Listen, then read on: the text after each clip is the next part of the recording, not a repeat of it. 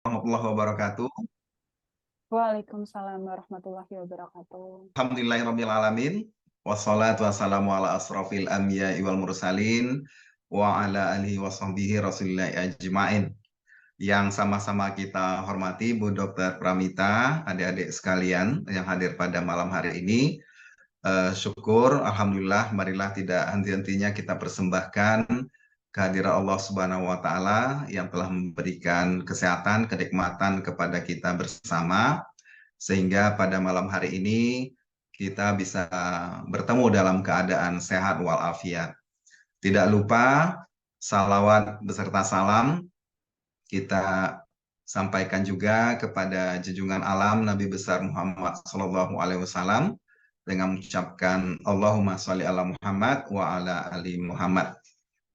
Senang sekali rasanya pada malam hari ini bisa bergabung dengan Bu Dokter dengan adik-adik sekalian dalam program praktisi mengajar. Syukur alhamdulillah kita bisa dipertemukan. Mudah-mudahan pertemuan kita dari awal hingga akhir nanti diridhoi Allah Subhanahu wa taala. Proses belajar mengajar kita berjalan dengan baik dan lancar, dan apa-apa yang kita diskusikan ini bisa bermanfaat untuk kita semua ya, bukan hanya untuk adik-adik, bagi saya juga. Kita sama-sama belajar ya, karena bagaimanapun sebelum menyampaikan materi tentu kami belajar dulu, sama mungkin halnya dengan Bu Dokter. Pertemuan pertama kita akan diskusi tentang perkembangan teknologi reproduksi di Indonesia.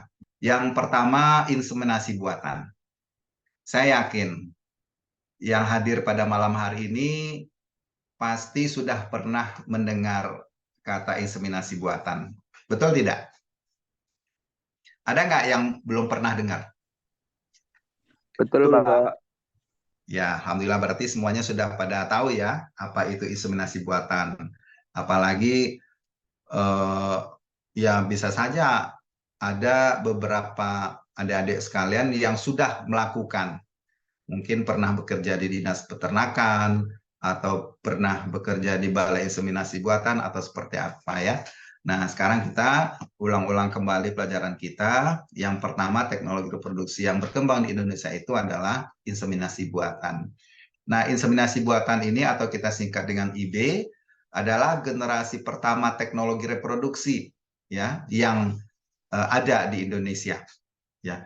Jadi IB ini berasal dari bahasa Inggrisnya artificial insemination, kemudian dari bahasa Belanda apa nih bacanya? Kosmatige inseminati gitu ya.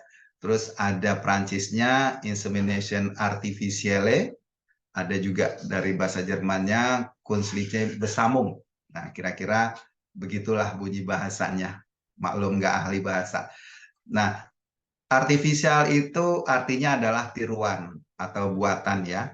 Artificial itu adalah tiruan, dan insemination itu berasal dari kata Latin inseminatus, artinya pemasukan atau penyampaian atau deposisi ya. Seperti pada gambar yang di atas adalah seorang inseminator sedang melakukan IB. Nah, ini ilustrasi di bawah kira-kira menjelaskan gambar inseminator yang sedang merogoh apa namanya rektum sapi, kemudian tangan kanannya memasukkan gun ya. Nah, kalau di bawahnya ini kira-kira seperti ini gambarnya. Jadi inseminasi buatan itu adalah cara untuk menyampaikan, mendeposisikan semen ke saluran reproduksi betina. Nah, semen itu adalah cairan yang mengandung sel-sel kelamin jantan yang diejakulasikan melalui penis pada waktu kopulasi atau penampungan ya. Nah, jadi kita mengenal semen ya, tapi di dalam istilah inseminasi buatan kita bacanya semen ya. Kalau bahasa Inggrisnya semen gitu ya. Jadi semen itu sama-sama bahan bangunan ya. Kalau semen itu bahan bangunan untuk membuat rumah, Kalau semen itu bahan bangunan untuk membentuk atau menghasilkan individu baru, ya, menghasilkan anak. Nah, kira-kira begitu. Jadi semen itu beda dengan spermatozoa. Apa bedanya? Ada yang bisa jawab? Ada bisa bantu? Perbedaan Kalau semen dengan spermatozoa, coba.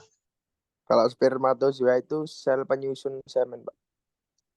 Kalau spermatozoa itu selnya, ya. Selnya ya. Kalau semen,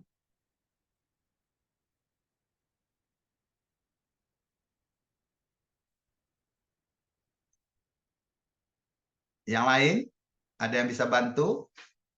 Betul, kalau spermatozoa adalah sel kelaminnya, ya, sel kelamin jantan, spermatozoa. Nah, kalau semen apa? Izin menjawab, Pak. Ya, Kalau silakan. kalau tidak salah, semen itu sel sperma yang sudah tercampur dengan plasma. Ya, betul. Jadi semen itu terdiri dari plasma semen dan sperma. Betul sekali ya, terima kasih. Nah, oke, sekarang kita lanjutkan. Nah, kapan semen itu dihasilkan? Pada saat hewan jantan ini berkopulasi, ya. Dia menghasilkan semen baik pada saat perkawinan alam maupun pada saat ditampung menggunakan vagina buatan. Oke.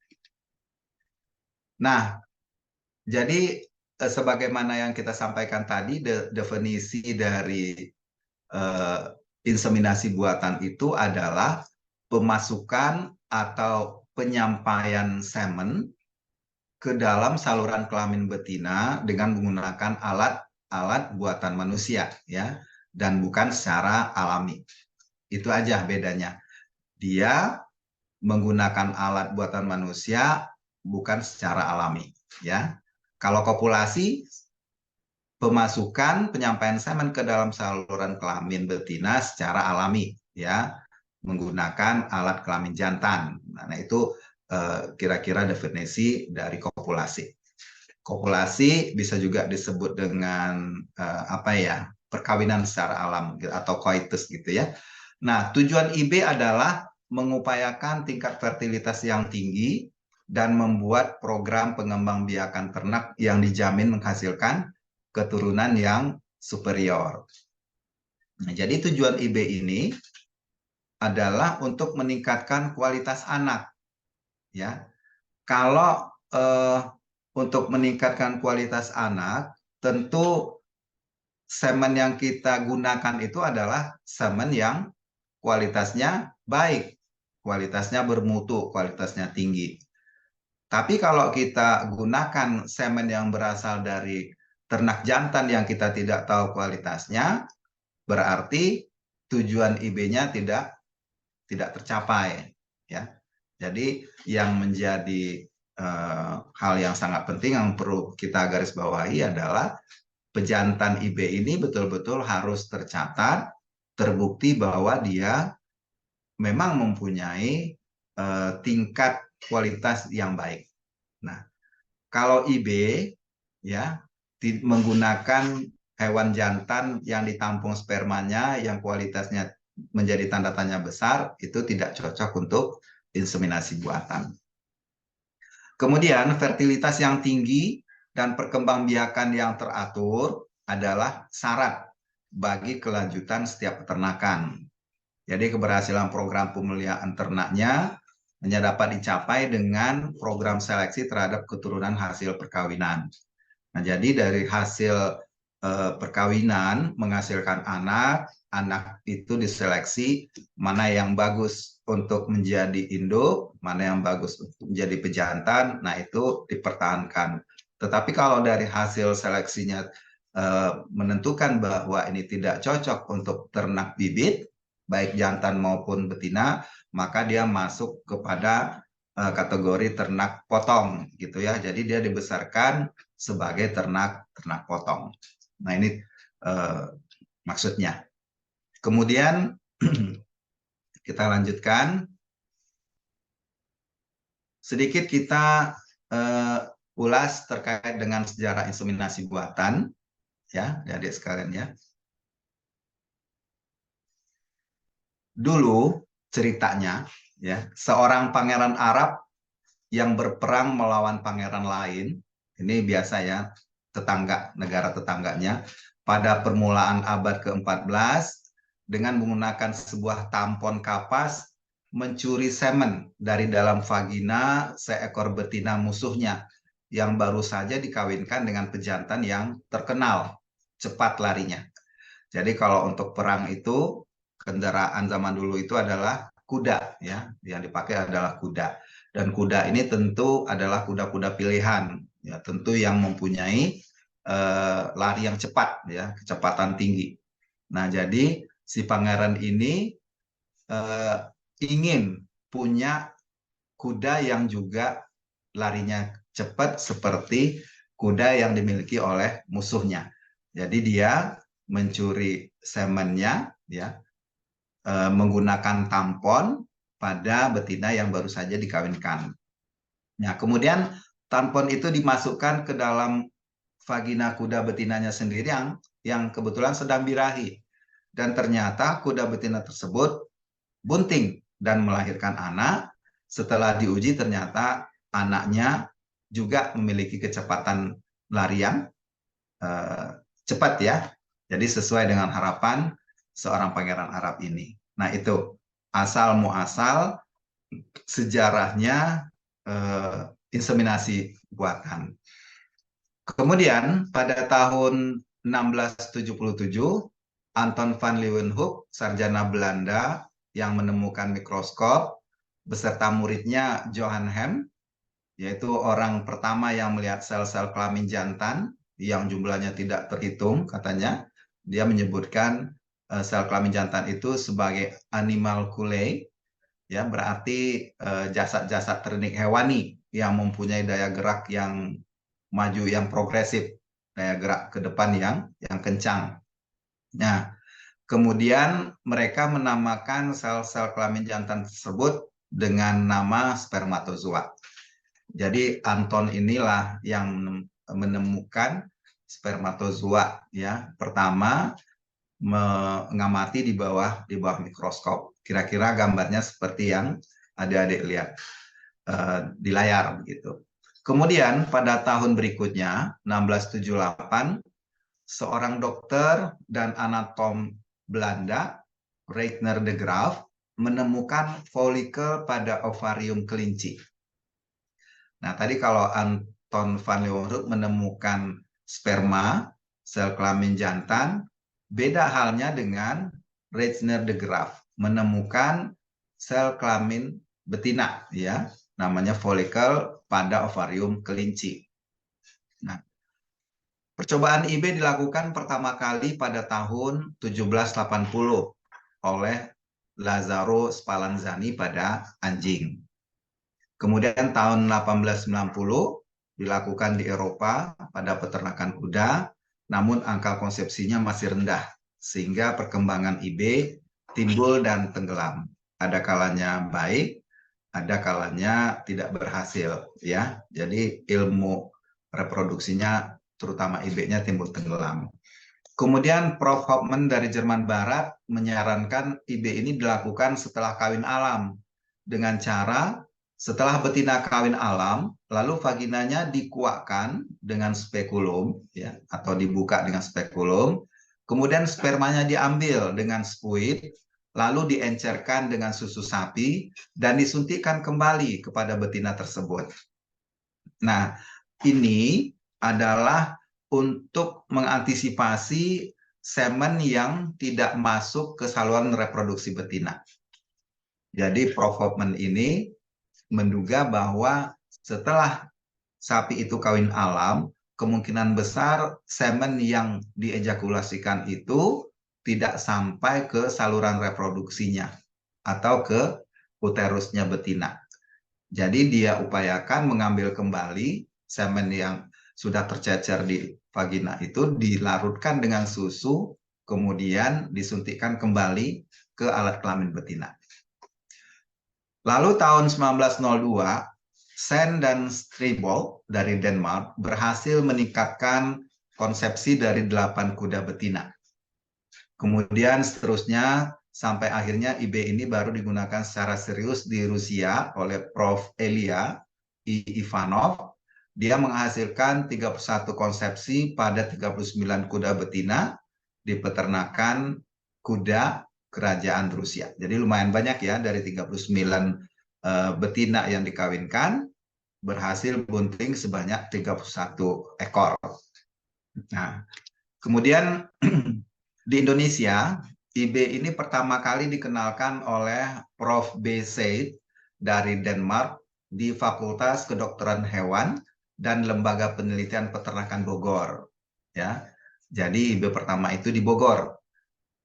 Pada tahun 1956 dimulailah aplikasi IB yang pertama kali menggunakan semen cair segar. Ya, adik-adik sekalian ya. Jadi semen cair ini begitu semennya ditampung dari pejantan, kemudian diencerkan dengan pengencer, lalu di-IB-kan ya kepada betina yang sedang birahi tentunya. Penggunaan teknologi IB dengan menggunakan semen beku ini dimulai pada tahun 72 ya di Indonesia. Nah, sementara produksinya baru dimulai pada tahun 76. Jadi ada rentang waktu 4 tahun ya. Jadi pada tahun 72 ini menggunakan semen beku yang berasal dari impor tentunya dari luar negeri. 76 kita baru buat sendiri. Jadi di Indonesia ada 2 pusat yang memproduksi semen beku. Yang pertama yaitu Balai Inseminasi Buatan di Lembang, di Jawa Barat, tidak jauh dari kota Bandung. Kemudian Balai Inseminasi Buatan Singosari, ya, Jawa Timur. Nah, ini tidak jauh nih dari tempat adik-adik sekalian. Mungkin suatu saat, suatu ketika bisa studi banding atau jalan ke Singosari. Nah, 2 balai inseminasi buatan inilah yang mengawali. Yang pertama kali adalah Lembang ya, kemudian baru Singosari. Nah, sekarang kita lihat yang Lembang dibangun pada tahun 75, pada saat itu diresmikan oleh Menteri Pertanian Profesor Dr. Insinyur Thoib Hadiwijaya ya, dan Wakil Perdana Menteri Selandia Baru. Jadi waktu itu pembangunan BIB Lembang ini bekerja sama dengan Selandia Baru. Nah, sebelum dibangun BIB Lembang, Indonesia masih bergantung ya dari tahun sebelumnya itu bergantung ke luar negeri menggunakan semen beku impor atau menggunakan semen cair. Nah, kelemahan semen cair ini daya simpannya tidak lama ya. Paling lama bisa 5-7 hari itu harus di dalam refrigerator dalam suhu 5 atau 6 derajat. Ya, harus pada suhu itu. Kalau pada suhu kamar, sperma yang ada di semen cair itu bisa mati. Jadi kelemahan semen cair itu ya nggak bisa disimpan lama. Nah, beda dengan semen beku. Kalau semen beku ini dia bisa tahan berapa lama pun. Yang penting kondisinya masih tetap tenggelam ya, masih tetap tersimpan di dalam N2 cair. Kalau selagi N2 cairnya tidak kering, tidak kurang, maka sel sperma di dalam semen beku itu akan tetap hidup, begitu adik-adik ya. Nah, dengan adanya balai inseminasi buatan ini, maka kebutuhan semen beku Indonesia bisa dipenuhi secara mandiri. Nah, BIB Lembang inilah yang memenuhi kebutuhan semen beku untuk peternak-peternak yang ada di seluruh Indonesia. Kemudian balai inseminasi yang kedua adalah BIB Singosari di Jawa Timur. 76 ini pemerintah provinsi ya, pemerintah daerah Provinsi Jawa Timur bekerja sama dengan Belgia. Nah, kalau Lembang kerjasamanya dengan Selandia Baru, Singosari dengan Belgia. Mendirikan laboratorium semen beku di Wonocolo, Surabaya ya. Kemudian tahun 78, pemerintah pusat mengambil alih pengelolaan laboratorium ini dan ditetapkan sebagai cabang Balai Inseminasi Buatan Wonocolo dengan keputusan menteri. Nah, kemudian 82 lokasinya berpindah ke Singosari di Malang. Lalu tahun 84 Dirjen Peternakan menetapkan bahwa Singosari ini sebagai cabang Balai Inseminasi Buatan, ya, yang membantu Balai Inseminasi Buatan Lembang. Kalau awalnya Balai Inseminasi Buatan Lembang ini lebih banyak menghasilkan semen beku jenis sapi perah, ya. Lalu kalau untuk Singosari lebih banyak kepada semen beku untuk sapi potong. Nah, mungkin kebijakan Dirjen Peternakan pada saat itu untuk Lembang bertugas menghasilkan straw atau semen beku sapi perah, dan untuk Singosari lebih banyak mengarah ke sapi potong. Nah, ini sejarah ya perkembangan BIB Singosari dari awal pembentukannya 76 sampai pada 2004 statusnya menjadi balai besar. Kalau Balai Inseminasi Buatan Lembang masih Balai Inseminasi Buatan, tapi BIB Singosari sudah berubah status menjadi Balai Besar Inseminasi Buatan. Nah, justru yang lebih maju ya secara strukturnya, secara organisatorisnya adalah yang berada di Singosari ya. Kalau Balai Besar ini eseloringnya adalah eselon 2, sementara kalau Balai Inseminasi Lembang itu eseloringnya masih eselon 3. Itu di pemerintahan ya. Mungkin adik-adik tahu ada eselon 1, eselon 2, eselon 3 ya. Jadi kalau di bawah menteri, di bawahnya ada dirjen, dirjen itu eselon 1, kemudian di bawah dirjen itu ada direktur-direktur eselon 2 dan kepala balai besar atau kepala pusat gitu ya. Nah, itu eselon 2. Di bawahnya kepala-kepala bidang, nah itu eselon 3. Oke, itu sekedar informasi. Nah, sampai di sini ada yang mau didiskusikan terkait dengan asal muasal inseminasi buatan, terutama yang di Indonesia.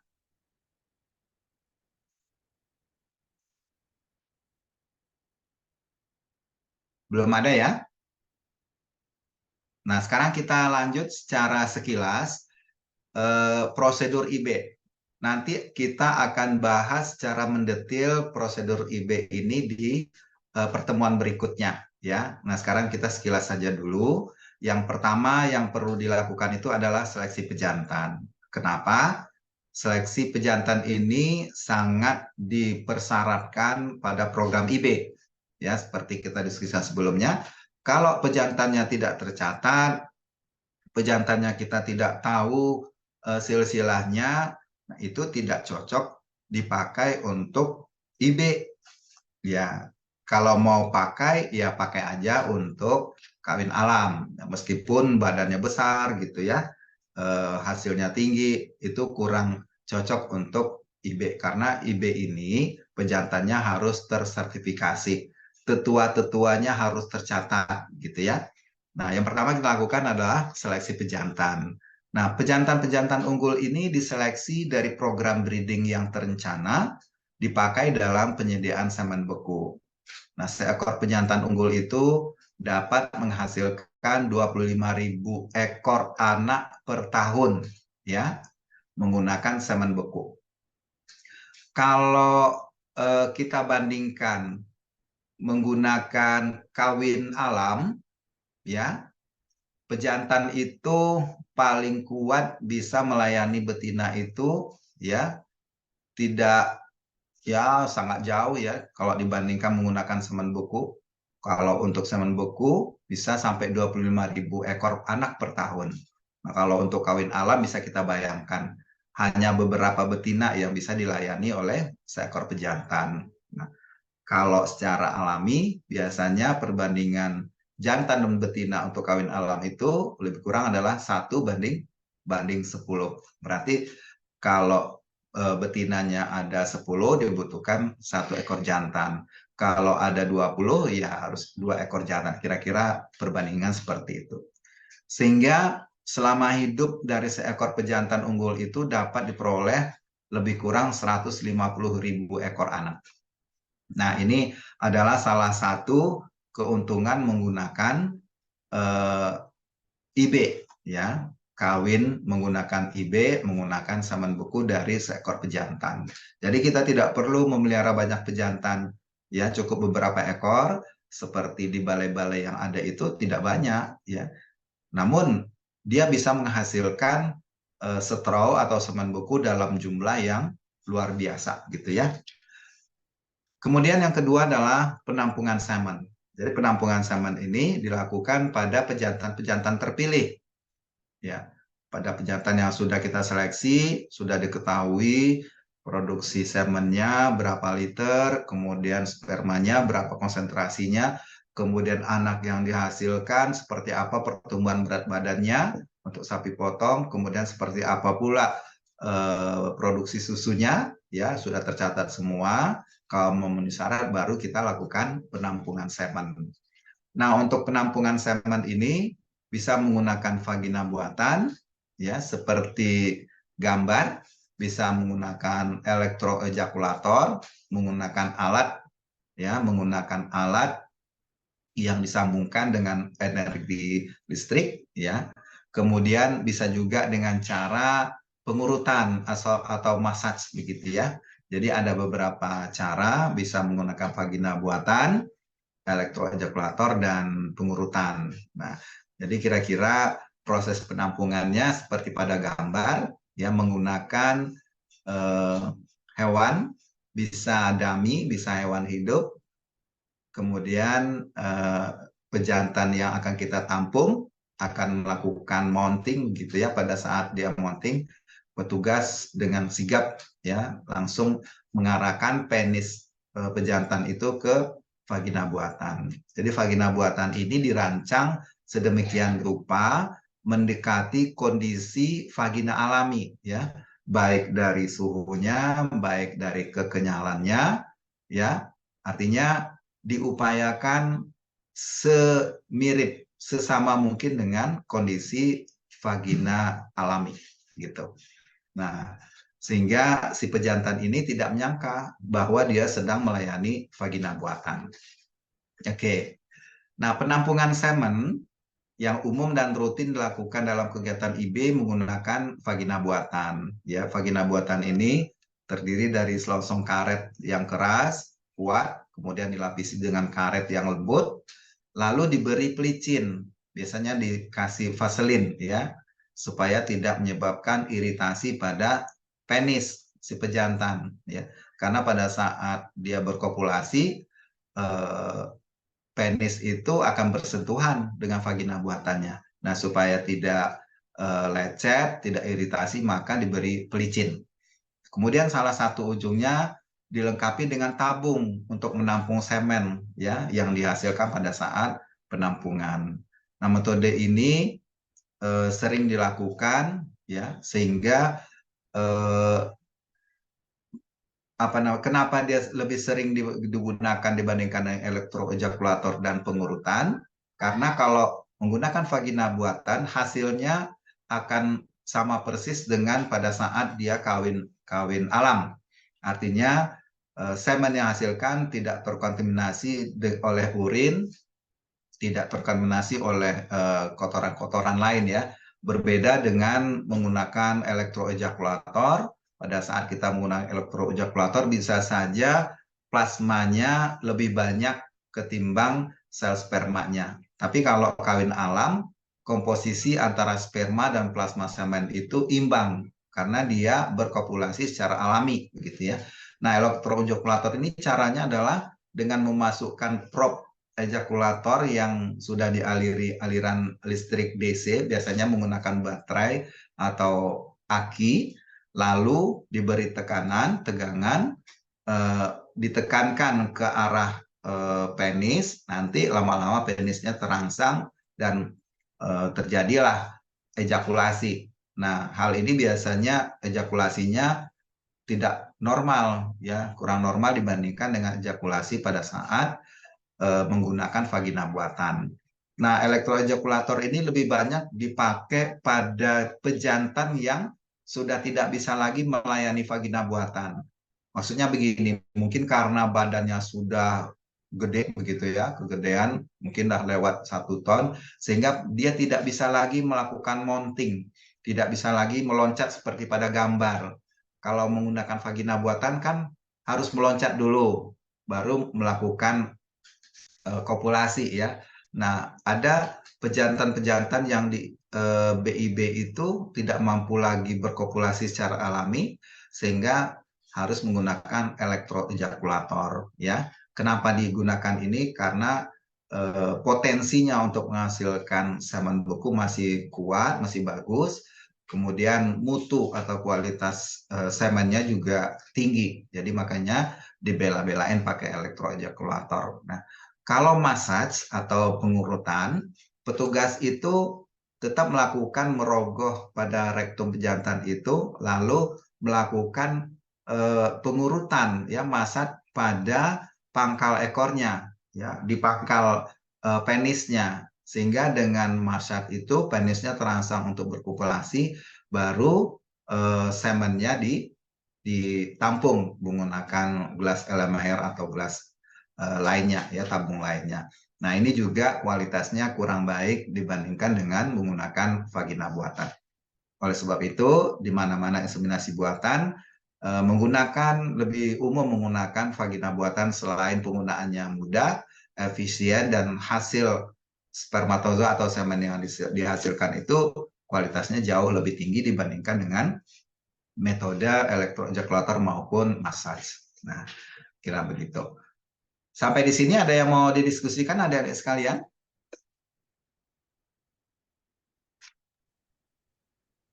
Ya, Izin bertanya. silakan. Miftahul ya, silakan. Bapak, terima kasih atas waktunya. Izin bertanya, Bapak.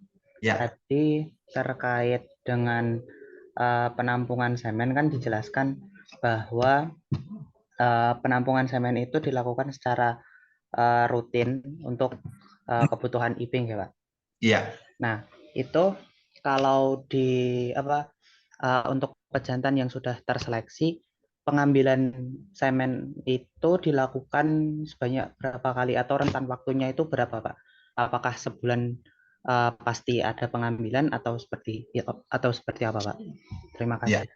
Baik, makasih. Jadi kalau untuk penampungan semen secara normal itu bisa dilakukan 2 kali dalam 1 minggu. Ya, kita memperhatikan proses perkembangan pembentukan spermatozoa. Jadi nanti adik-adik belajar itu di ilmu dasar produksi berapa lama spermatozoa itu terbentuk ya.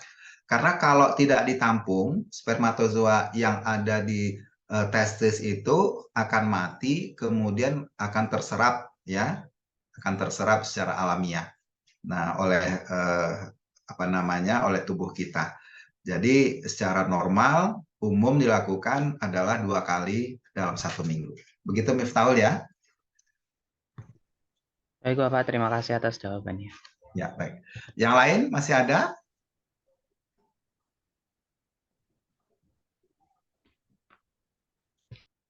Silakan.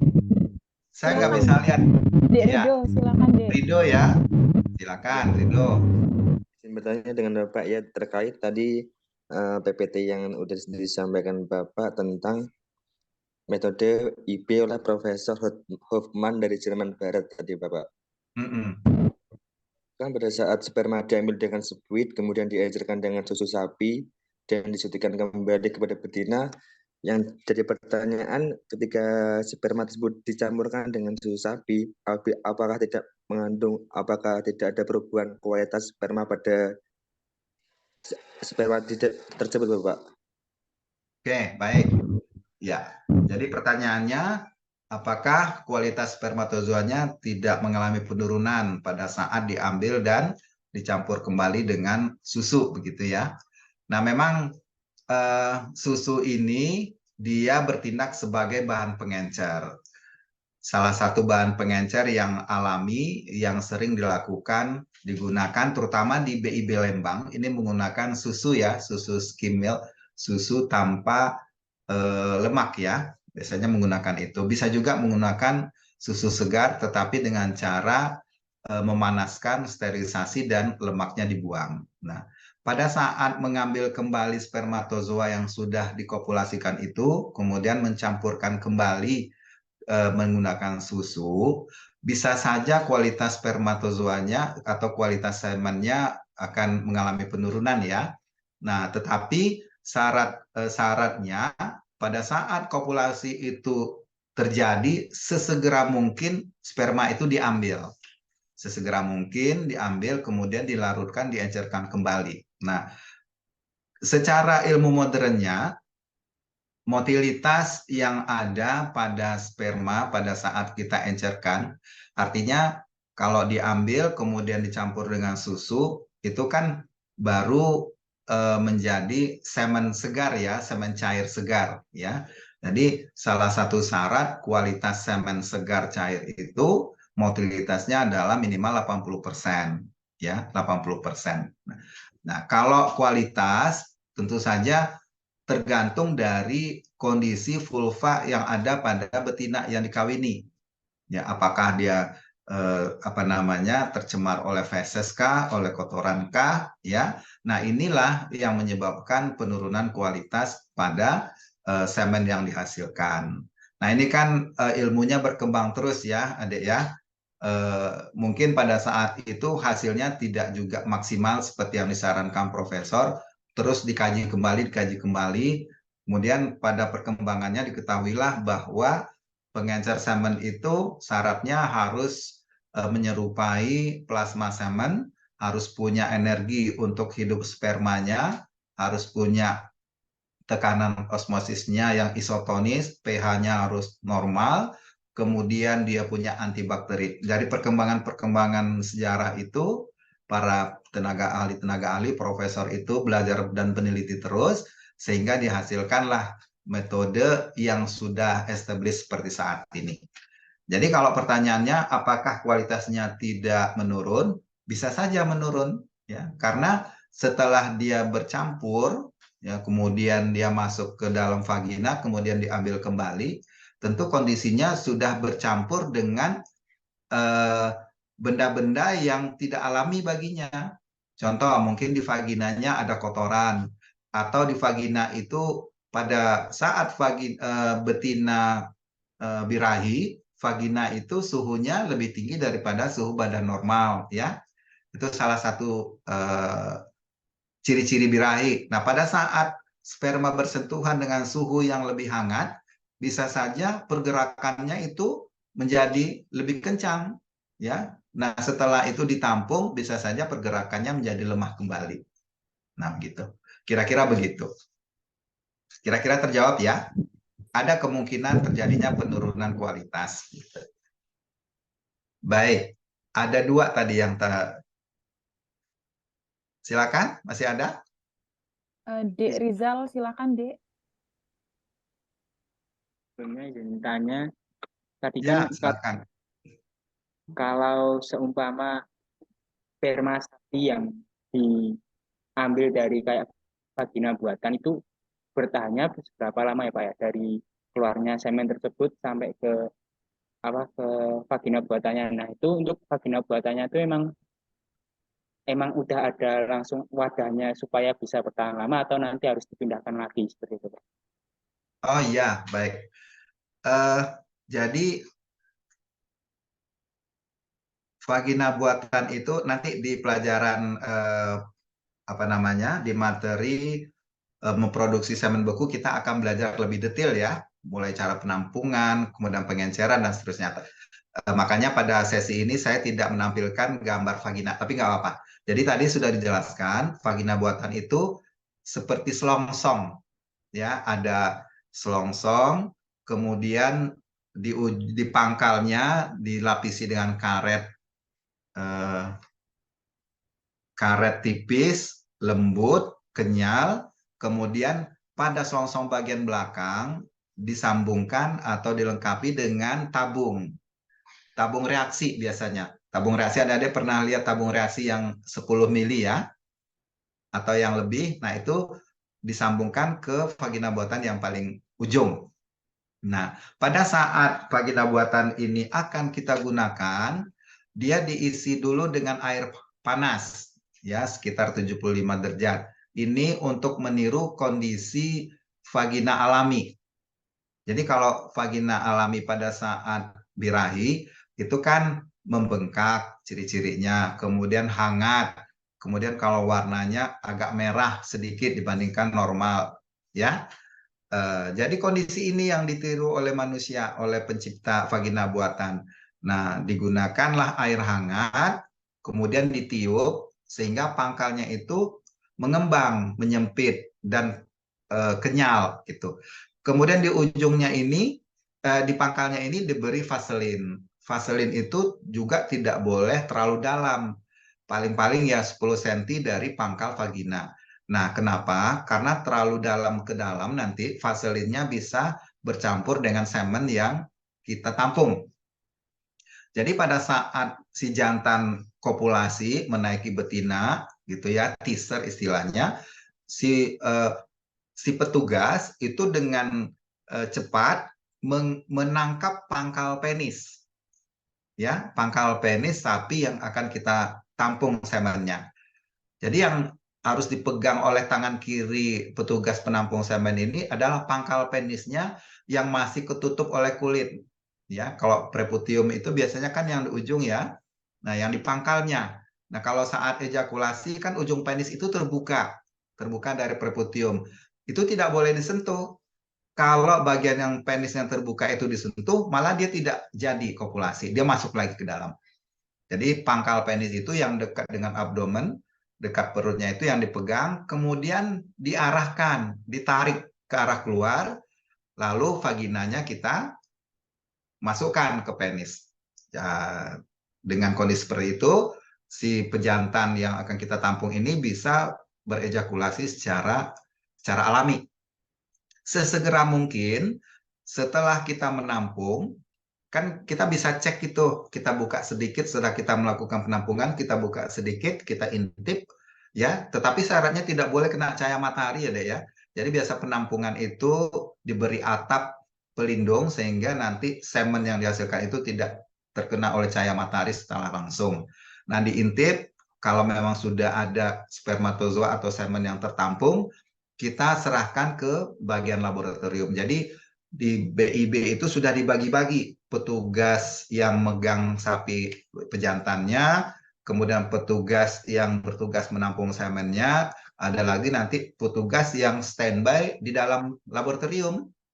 Jadi antara kandang penampungan dengan tempat laboratorium pengolahan semennya itu tidak boleh jauh. Sesegera mungkin setelah ditampung, diserahkan kepada petugas. Nah, semakin lama kita menyerahkan, semakin lama semen itu dalam kondisi alami seperti itu, ini akan menyebabkan tingginya asam laktat yang dihasilkan dari hasil metabolisme sperma. Jadi pada saat semen ditampung, sperma itu kan hidup. Dia bermetabolisme, memakan protein, glukosa yang ada di plasma. Plasma ini kan salah satu gunanya kan sebagai zat makanan. Nah, semakin lama dia di dalam kondisi seperti itu, maka semakin banyak dia makan, semakin banyak menghasilkan metabolisme, semakin banyak menghasilkan asam laktat. Nah, asam laktat ini berbahaya untuk kehidupan sperma. Jadi mau tidak mau sesegera mungkin setelah ditampung langsung dievaluasi, kalau memang memenuhi syarat langsung diencerkan. Nah, kalau dia sudah diencerkan dengan bahan pengencer itu udah aman. Dia sudah bisa berenang, bisa makan leluasa dan kondisi pengencernya itu sudah sesuai dengan kondisi plasma semen. Kira-kira begitu. Terjawab tidak? Jadi intinya setelah ditampung harus segera ya, Dek ya, diproses. Gitu Rizal ya? Iya. Terima kasih Pak Ustadz. Iya. Afifa, silakan Dek. Sebelumnya terima kasih atas waktunya. Saya izin bertanya, tadi kan dijelaskan ada 3 metode untuk menampung sperma ya. Metode massage, terus metode elektroejaculator, dan metode vagina buatan. Nah, dari ketiga metode tersebut, apakah ada metode yang mempengaruhi kualitas semen pas waktu penampungan itu, misal kualitasnya jadi turun begitu, seperti itu Pak. Terima kasih. Ya, baik, makasih Afifah ya. Jadi dari 3 metode, vagina buatan, elektroejakulator, dan massage atau pengurutan, itu yang lebih umum digunakan adalah menggunakan vagina buatan. Kenapa? Karena semen yang dihasilkan kualitasnya jauh lebih baik dibandingkan menggunakan 2 metode lainnya. Ya, tadi udah saya singgung sedikit. Kalau menggunakan elektroejakulator maupun massage, ini bisa saja konsentrasi sperma yang dihasilkan itu lebih rendah daripada konsentrasi sperma yang dihasilkan kalau menggunakan vagina buatan. Kenapa? Karena dia tidak terangsang secara alami. Kalau menggunakan elektroejakulator, si pejantan ini dirangsang menggunakan energi listrik, ya.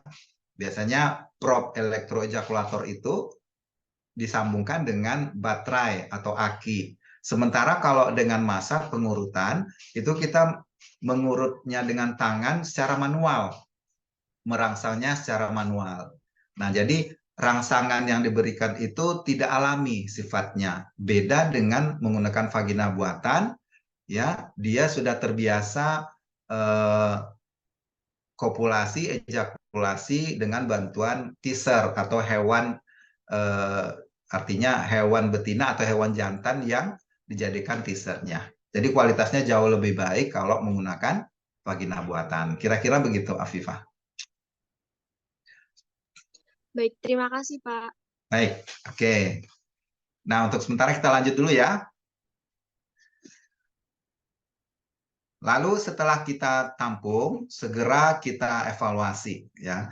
Sesudah penampungan ini langsung kita evaluasi sesegera mungkin supaya kualitas semen itu tidak berubah. Jadi yang harus kita evaluasi itu secara umum adalah volumenya, kita hitung berapa, karena jumlah volume ini nanti berperan pada saat kita menentukan jumlah pengencerannya berapa ya. Kemudian warna semen itu normalnya ya seperti warna krem ya, tidak seperti susu segar, tidak seperti susu bubuk gitu. Dia warnanya putih kekuningan atau krem.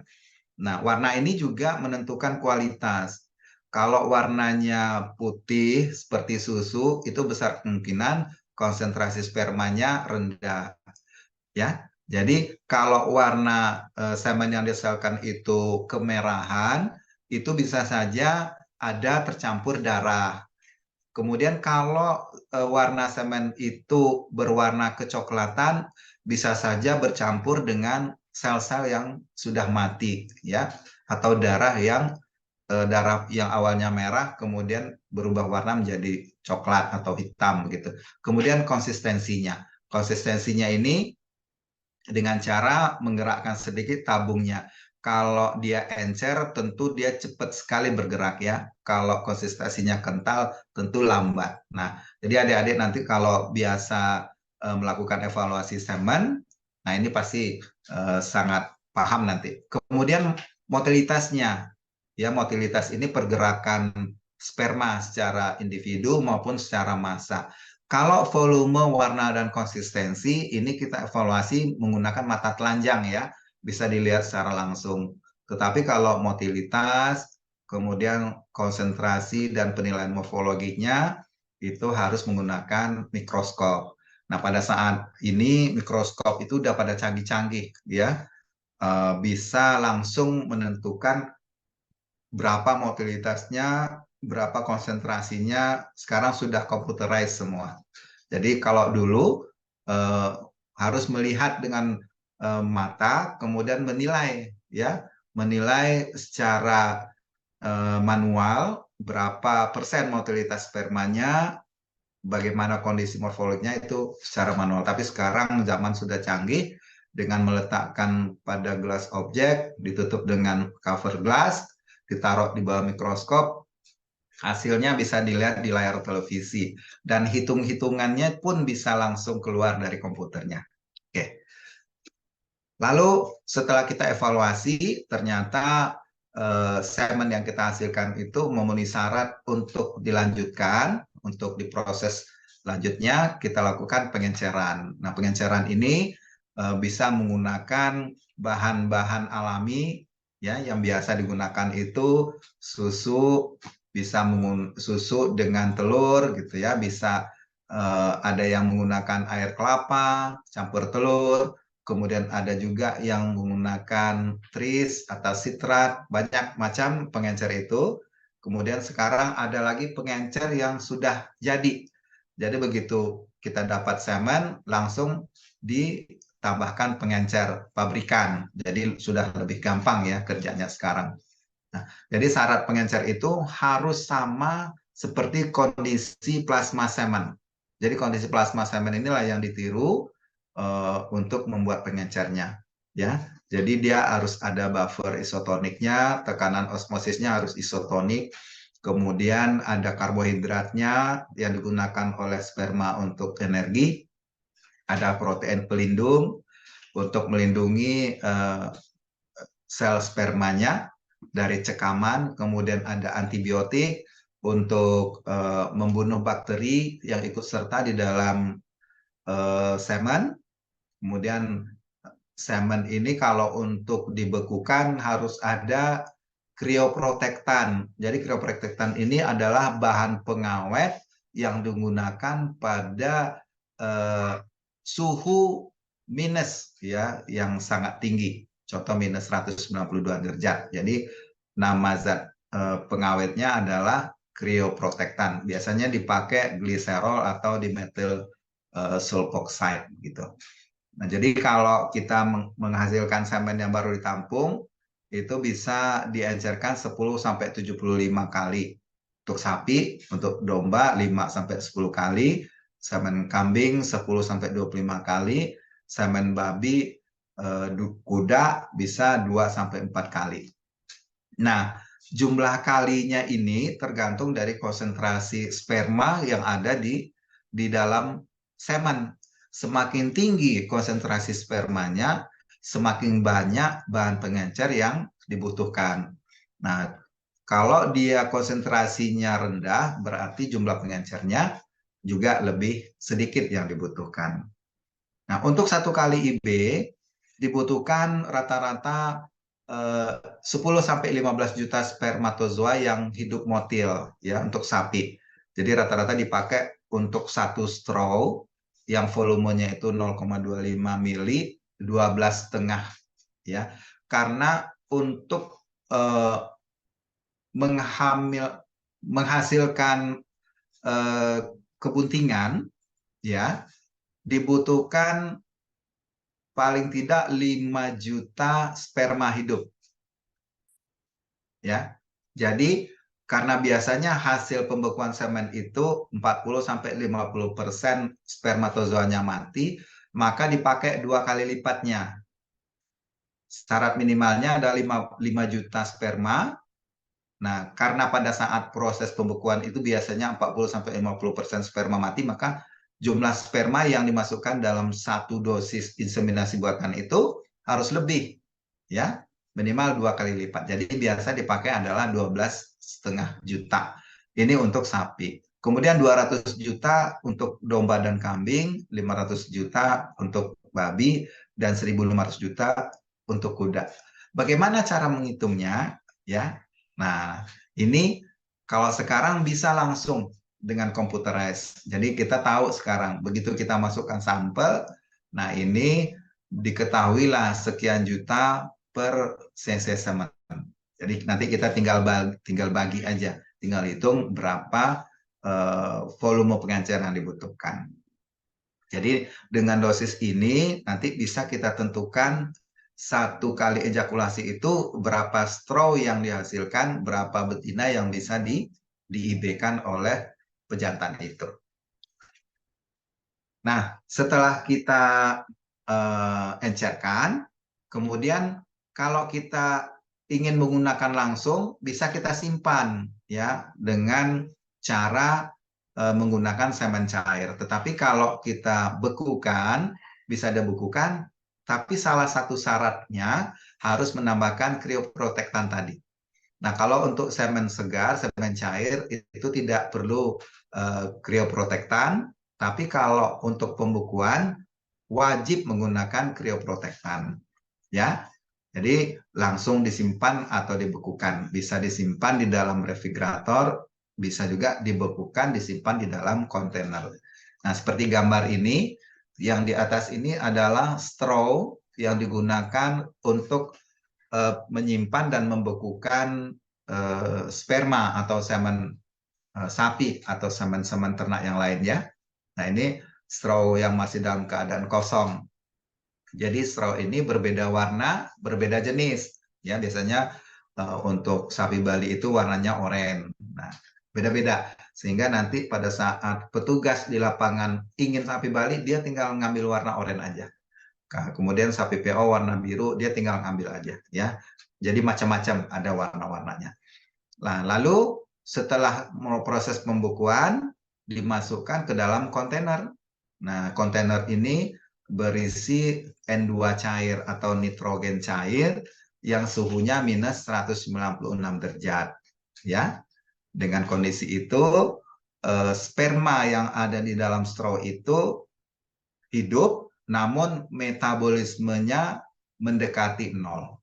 Ya, dia tetap hidup, tetapi metabolismenya mendekati nol. Nah, jadi begitu adik-adik ya, ini adalah alat-alat yang dibutuhkan untuk pembukuan semen.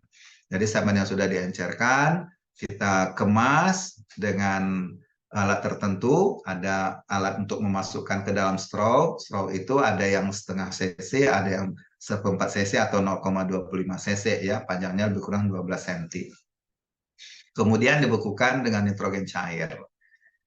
Kira-kira seperti itu. Lalu setelah kita bekukan, kita simpan, kemudian kita ingin menggunakan, kita ingin pakai untuk IB. Nah, kita harus melakukan pencairan semen kembali atau istilahnya towing. Kita ambil straw yang sudah kita bekukan tadi, 1 biji, kemudian kita towing dengan air suhu ruang ya. Biasanya 37 derajat Celcius beberapa saat gitu ya. Nah, jadi dia diambil lalu ditowing, direndam di dalam air seperti ini. Itu untuk towing. Nah, setelah ditowing, sesegera mungkin kita lakukan IB. Jadi syaratnya kita harus persiapkan dulu ternak betina yang akan kita IB. Difiksir, dimasukkan ke kandang jepit, kemudian diperiksa kondisi estrus birahinya, apakah dia memang betul-betul birahi. Karena apa? Kalau betina yang kita kawinkan itu tidak dalam keadaan birahi, nanti sia-sia IB-nya. Bisa nanti IB-nya gagal, ya. Spermatozoanya kelamaan menunggu di reproduksi betina, sementara sel telurnya belum nongol, belum ada, jadi nggak ketemu sel telurnya, belum diovulasikan, sementara spermanya sudah berada di dalam rahim atau uterus betina. Jadi spermanya kelamaan nunggu, akhirnya mati. Ya, sebab itu tidak terjadi kemuntingan. Nah, kalau terlambat IB-nya, bisa saja sel telurnya kelamaan nunggu, sementara spermanya belum ada. Nah, kelamaan menunggu, tua, akhirnya sel telurnya mati, spermanya baru datang. Jadi gagal. Jadi betul-betul IB ini memperhatikan kondisi betina, kondisi birahi betina ya. Oke, setelah tahu kondisinya, barulah kita siapkan semen bekunya, baru ditowing. Karena antara towing dengan pelaksanaan IB itu tidak boleh lama, hitungannya menit. Ya. Semakin cepat semakin baik. Semakin lama maka kondisi sperma yang ada di dalam straw itu akan semakin lemah. Kira-kira seperti itu. Jadi deteksi birahinya harus tepat, waktu optimum untuk inseminasinya harus tepat, tempat deposisi semennya juga harus tepat. Metode IB yang dilakukan juga harus tepat. Nah, itu IB. Oke, sebelum kita masuk ke transfer embrio, ada yang mau didiskusikan?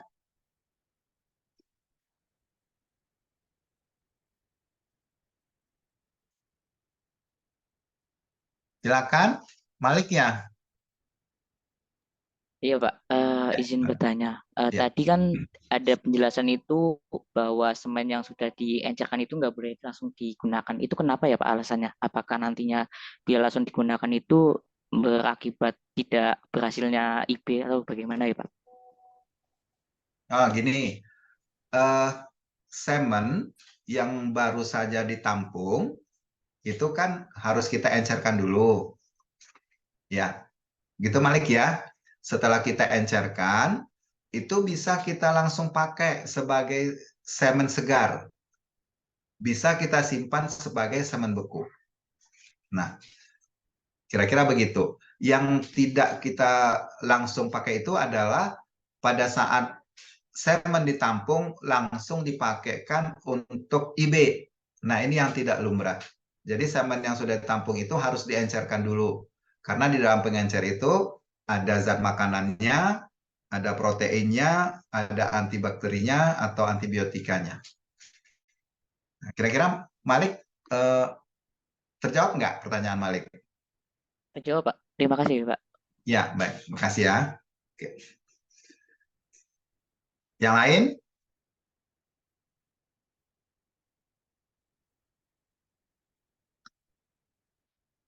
Baik, kita lanjut ke transfer embrio ya. Jadi mungkin kita nanti kan di materi lain ada yang lebih detail ya, baik terkait dengan pelaksanaan IB, transfer pembekuan semen, dan transfer embrio. Nah, sekarang kita secara ringkas saja menyampaikan bahwa transfer embrio ini adalah generasi kedua ya teknologi reproduksi di Indonesia. Namun sampai saat ini keberhasilannya belum memuaskan seperti pada inseminasi buatan. Nah, pertama kali transfer embrio atau kita singkat TE ini dimulai di PT Berdikari United Livestock pada tahun 84. Nah, embrionya didatangkan dari Amerika. Nah, tentu embrio yang didatangkan ini embrio dalam bentuk beku ya. Sama dengan semen tadi. Semen itu bisa dibekukan, embrio ini juga bisa dibekukan. Nah, ini adik-adik di sebelah kanan ini yang atas adalah gambar ovarium sapi. Kelihatan itu follicle diagram-nya. Kemudian di bawah ini adalah gambar embrio. Ya, yang di luar ini adalah cangkangnya ya, atau kemudian di dalam itu ada inner cell mass-nya, ya, sel-sel di dalam embrionya. Kemudian di bawah ini adalah ternak sapi perah yang dihasilkan dari proses transfer embrio. Kira-kira gambarnya menjelaskan itu. Nah, jadi awal sekali di Indonesia itu dilakukan pada tahun 84 dengan mengimpor embrio beku dari Amerika. Ya, jadi ditransfer di TE ke sapi-sapi resipien dengan teknik operasi. Jadi betinanya dioperasi, kemudian embrio ini dititipkan di rahim ternak-ternak betina tersebut. Nah, keberhasilannya sangat rendah. Capaiannya lebih kurang 35% ya. Nah, karena rendah, jadi seperti IB juga timbul tenggelam, tidak kedengar lagi beritanya, perkembangannya.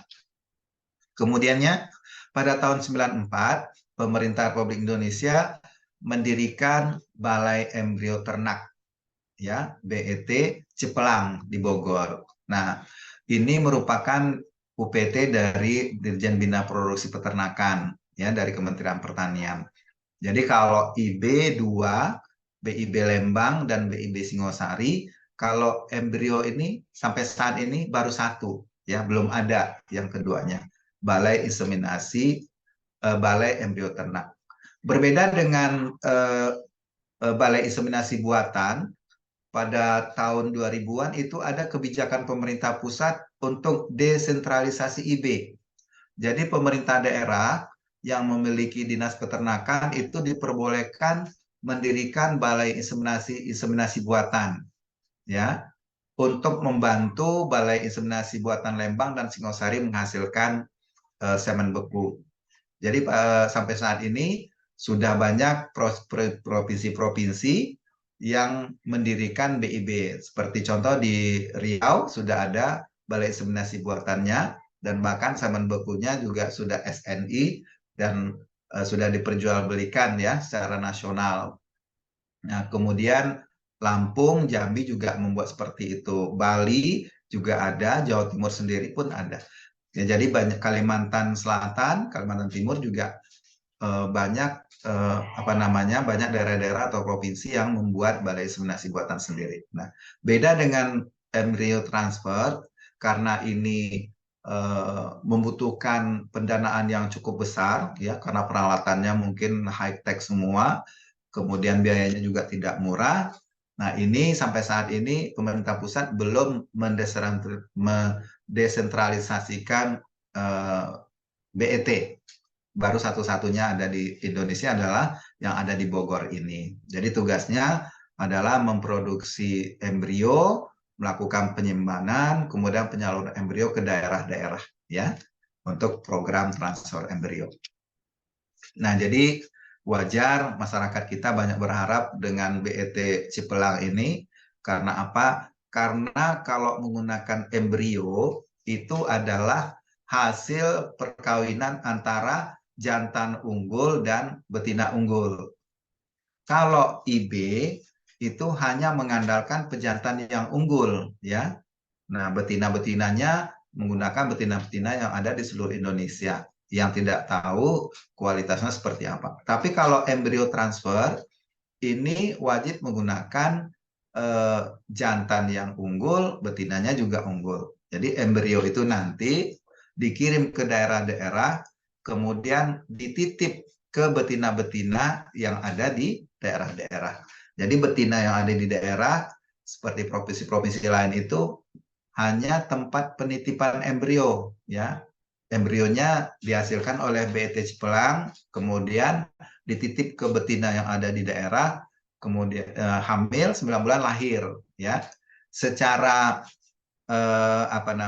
keturunan sebetulnya anak yang dilahirkan itu bukan berasal dari si induk, karena induk ini hanya adalah induk titipan ya, istilahnya induk resipien untuk titip aja gitu kira-kira. Itu beda antara inseminasi buatan dengan transfer embrio. Nah, keuntungan embrio ini, transfer embrio ini, selain dia menghasilkan keturunan yang unggul, dia juga bisa memperpendek generasi.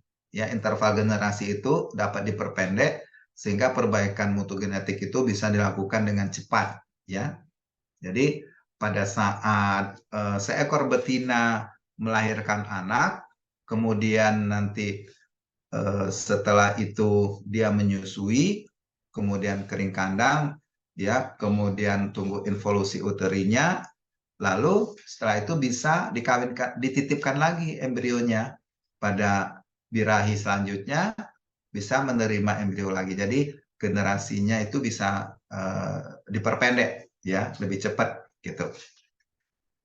Nah, dengan menggunakan teknik ini, seekor induk yang unggul dapat menghasilkan sekitar 20 sampai 30 ekor pedet unggul dalam setahun.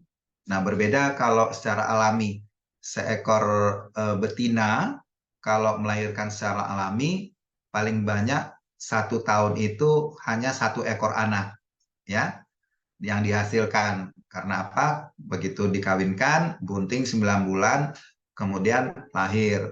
Tahun berikutnya dikawinkan lagi, bunting lagi, lahir. Jadi kalau secara apakah kawin alam atau IB, rata-rata betina itu paling efisien menghasilkan anak 1 dalam 1 tahun. Tetapi dengan embrio transfer, 1 ekor betina itu bisa menghasilkan 20 sampai 30 ekor anak ya dalam 1 tahun. Jadi itu perbedaannya.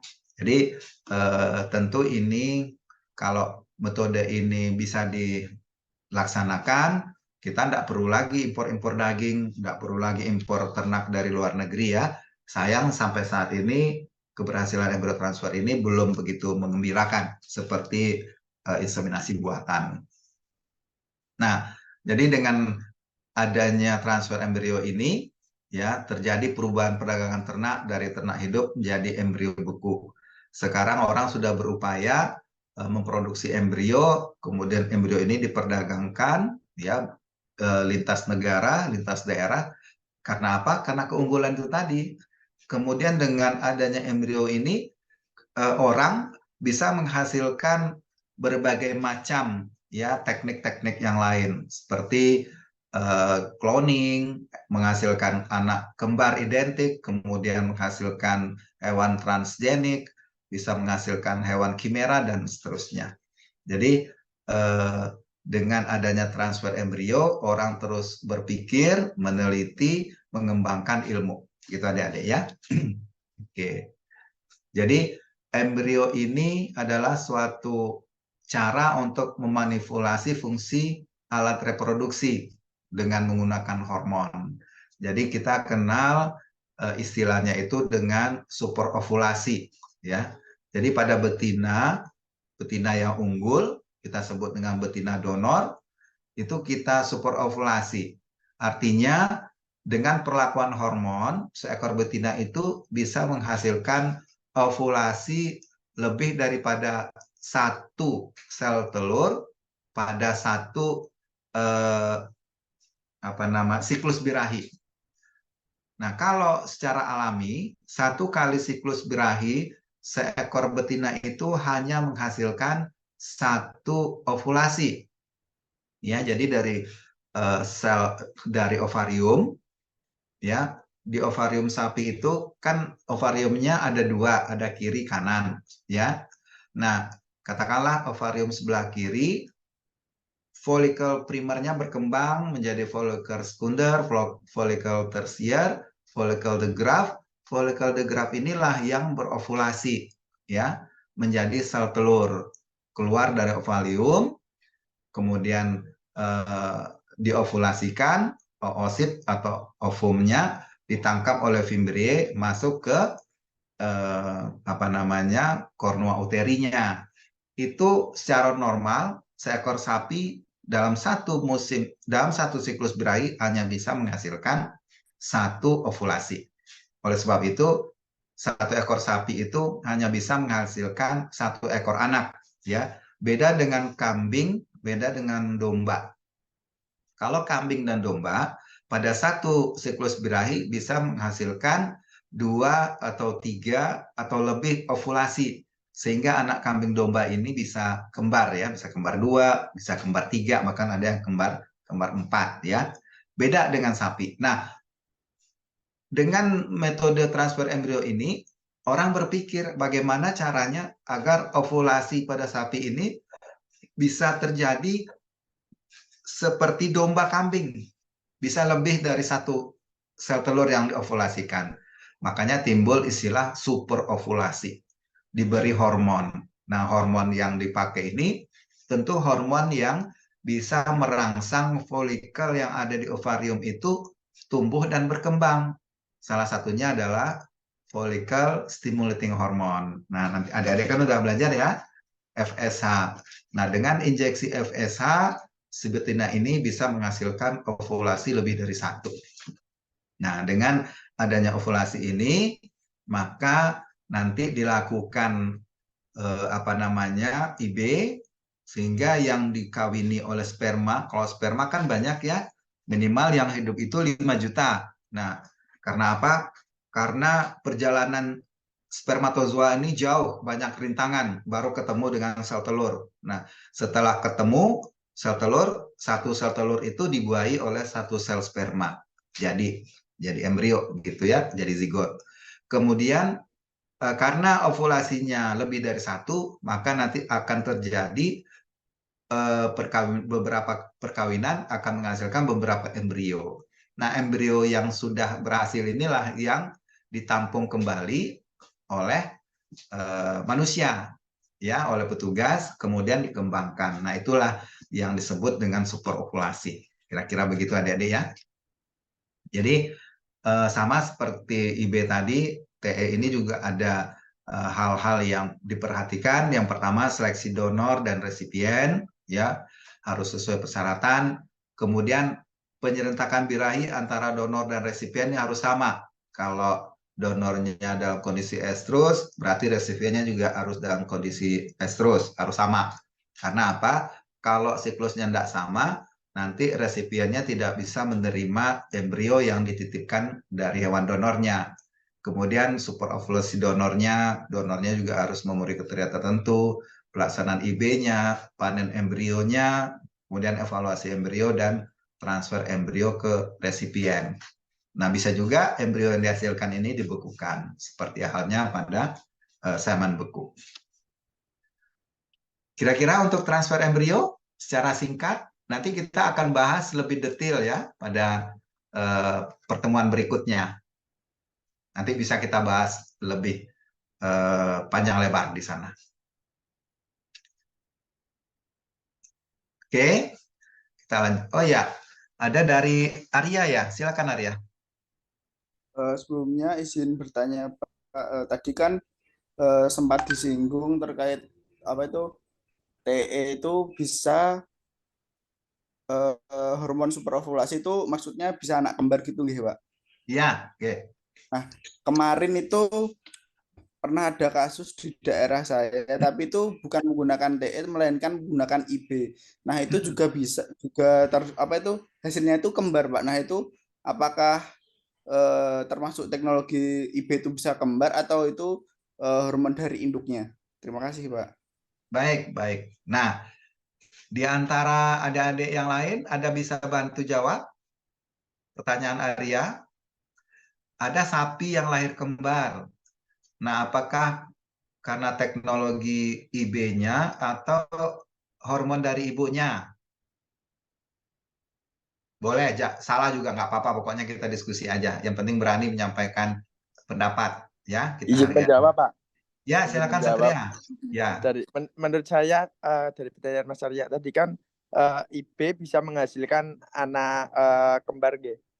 Itu juga menurut saya seperti kawin alami ya, Pak ya. Sama-sama sperma itu masuk ke dalam vagina, kemudian membuahi sel telur. Nah itu di IB juga bisa seperti kawin alami, Pak. Jadi bisa menghasilkan itu anak kembar. Ya, makasih Satria. Ya. Yang lain ada yang bisa bantu? Mungkin izin membantu, Pak. Ya, silakan. Kalau pada hewan kemungkinan bisa dari genetiknya ya, Pak ya. Ya. Oke, cukup, Erik? Cukup, Pak. Sepengetahuannya itu aja sih, Pak. Baik, ya, oke. Jadi gini, sapi, kerbau itu kan masuk hewan unipara ya. Unipara itu punya anak satu. Kalau kambing, domba multipara punya banyak anak gitu ya. Nah, yang membedakan antara anak satu dengan anak banyak, tadi saya sudah sampaikan bahwa kalau ternak unipara, satu anak itu dalam satu siklus, sel folikel yang berovulasi hanya satu secara normal. Tapi pada yang multipara, kambing, domba, itu pada satu siklus estrus bisa menghasilkan beberapa sel folikel yang berovulasi. Nah, ini bedanya. Secara alami, kodratnya seperti itu. Tapi, tidak tertutup kemungkinan si domba hanya punya anak satu. Si kambing hanya punya anak satu. Tergantung dari jumlah folikel yang berovulasi. Kalau pada satu siklus itu yang berovulasi satu, berarti dia hanya punya anak satu. Tetapi kalau kambing dombanya berovulasi 3, ya kalau selamat anaknya bisa 3. Begitu juga dengan sapi. Sapi yang kodratnya punya anak satu, seperti kita nih manusia. Manusia itu kan umumnya sekali melahirkan kan cuma satu anak. Tapi ada kondisi-kondisi tertentu menyebabkan si sapi ini bisa menghasilkan ovulasi lebih dari satu. Ya, yang sering terjadi itu kembar 2. Kalau kembar 3 kayaknya belum ada ya, sapi kembar 3 begitu ya. Yang sering kita dengar itu adalah sapi kembar 2. Nah, ini bisa saja terjadi oleh faktor makanan, oleh faktor hormon, oleh faktor lingkungan, oleh faktor cekaman, dan lain-lain.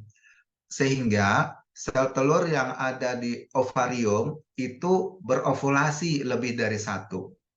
Ya, apakah kondisi hormonnya berlebih pada saat itu, hormon FSH-nya berlebih, sehingga sel telurnya itu matangnya lebih dari satu, karena faktor makanan, mungkin proteinnya atau lemaknya atau apa begitu ya, jadi banyak pengaruh menghasilkan ovulasi lebih dari satu. Sehingga pada saat kawin, mau dia kawin alam, mau kawin IB, karena spermanya kan lebih dari satu tuh. Nah, ketemu dengan sperma, terjadi fertilisasi, akhirnya si sapi ini menghasilkan anak dua. Ya, jadi anak kembar pada sapi itu lebih dipengaruhi oleh kondisi ibu, bukan oleh kondisi semen yang dari jantan. Ya, lebih dipengaruhi oleh kondisi ibu atau induk. Tergantung dari induk. Kalau ovulasinya satu, anaknya satu. Tetapi kalau ovulasinya dua, anaknya dua. Nah, kenapa Allah sudah membagi-bagi itu? Ini disesuaikan dengan kapasitas rahim, kapasitas atau kemampuan atau daya tampung uterus si betina. Kalau kambing domba itu memang uterusnya, rahimnya dirancang Allah itu untuk punya anak lebih dari satu. Tetapi kalau kita manusia, sapi, betina, kerbau, itu dirancang Tuhan itu hanya untuk punya anak satu. Ya, kalau ada anak dua, maka anak dua ini ukurannya lebih kecil dibandingkan kalau anaknya cuma satu. Nah, kira-kira itu. Jadi ada sapi itu lahir kembar, tetapi ini jarang. Kondisi yang berpengaruh bisa kondisi hormonal ibunya, bisa karena makanan, bisa karena cekaman panas atau stres atau apa, sehingga menyebabkan ovulasinya lebih dari satu. Kira-kira itu jawabannya, ya? Masih ada, Pak, Rizal? Ya, silakan Arya. izin bertanya tambahan sedikit lagi. Kan Ya. kebanyakan di peternak-peternak lokal pedesaan itu kan menginginkan kembar nggih, Pak. Nah, Ya. itu ada solusinya nggak, Pak? Apakah TE bisa menjadi solusi? Terima kasih, Baik. Pak. Oke. Nah, untuk memperbanyak anak, TE ini adalah salah satu solusi, ya. Namun dibutuhkan beberapa induk resipien atau induk tumpangan, sejumlah embrio yang akan kita tumbangkan. Misalnya kita punya 5 buah embrio, kita harus menyiapkan 5 ekor induk yang akan kita titipkan embrio ini. Ya, induk tumpangan untuk menolong menghamili dan melahirkan. Itu salah satu yang bisa dijawab dengan transfer embrio. Tetapi kalau secara alami, satu ekor induk itu menghasilkan anak kembar dua, itu memang tidak disarankan. Karena apa? Karena nanti akan menyebabkan pertumbuhan anaknya terganggu, kemudian kesulitan melahirkan, ya, bisa menyebabkan stillbirth, mati pada saat melahirkan, atau pertumbuhannya tidak normal. Jadi kalau pada sapi secara alami memang tidak disarankan oleh para ahli untuk kelahiran kembar. Ya, kira-kira begitu Arya. Baik, tadi Rizal, ada Rizal, silakan. Sebelumnya izin bertanya Pak, itu kan Ya. dengan teknik ini seekor induk yang unggul dapat menghasilkan 20-30 ekor pedet dalam setahun. Nah, kalau begitu itu mempengaruhi untuk di evolusi uterusnya atau tidak ya Pak ya? Untuk induk sapi itu sendiri. Jika sampai 20 ekor. Ya. Jadi yang dimaksud dengan seekor induk unggul dapat menghasilkan 20-30 ekor pedet unggul dalam setahun itu begini. Jadi satu ekor induk unggul itu dilakukan super ovulasi, dia bisa menghasilkan beberapa embrio, ya. Nah, Jadi kalau dihitung dalam 1 tahun itu rata-rata embrio yang dihasilkan dari seekor betina yang dilakukan superovulasi 20 sampai 30 buah embrio. Jadi embrio yang dihasilkan oleh seekor induk ini dititipkan ke induk-induk lain. Nah, betina yang memiliki embrio kita sebut dengan donor. Betina yang kita titipin embrio, ya kita kasih tugas untuk hamil, untuk melahirkan, itu diberi nama resipien. Nah, jadi seekor donor bisa menghasilkan 20 sampai 30 embrio dalam 1 tahun. 20-30 embrio ini dititip pula ke 20 sampai 30 ekor resipien. Paham ya? Jadi 1 embrio dititip ke 1 ekor resipien. Jadi anak yang dihasilkan itu bisa 20 sampai 30 dihasilkan dari superovulasi 1 ekor donor. Tetapi yang menghamili, yang melahirkan adalah sapi-sapi resipien yang lain, begitu. Jadi yang berinvolusi uteri itu bukan sapi donornya, karena sapi donor ini nggak pernah bunting, nggak pernah melahirkan. Yang involusi uteri itu adalah sapi resipiennya yang dititipin embrio tadi. Kira-kira terjawab nggak? Paham nggak, Rizal? Sudah terjawab, Pak. Terima kasih, Pak. Baik, baik. Alhamdulillah. Oke. Gitu ya maksudnya ya. Oke. Aji? Ada yang mau disampaikan, Ji? Izin bertanya, Pak. Ya. Itu kan tadi dijelaskan bahwa di TE itu kan embrio dimasukkan, didonorkan ke tubuh resipien gitu ya, Pak. Nah, Ya. itu ada kemungkinan nggak, Pak, dari tubuh resipien itu menolak adanya pendonoran transfer embrio ini karena apa ya, Pak, ibaratnya menolak, mungkin dikira benda asing gitu, Pak, dalam Benda tubuh asing, atau ya. gimana gitu, Pak. Baik. Memungkinkan kayak gitu nggak, Pak? Terima kasih, Ya. Pak. Oke, makasih Aji. Jadi begini, untuk salah satu syarat untuk transfer embrio, siklus estrus antara donor dan resipien itu harus sinkron. Ya. Siklus estrus itu kan ada estrus, proestrus dulu ya, proestrus, estrus, menestrus, diestrus. Nah, pada saat estrus, kalau donornya estrus, atau perkembangan embrionya pada fase blastula, fase blastula ini biasanya pada fase diestrus gitu ya. Nah, jadi siklus estrus, fase estrus antara donor dan resipien itu harus sama. Kalau dia tidak sama, maka embrio ini tidak akan bisa hidup di dalam uterus resipien. Paham ya? Kalau siklus estrusnya sama-sama estrus, berarti embrio ini nanti bisa diterima oleh resipien.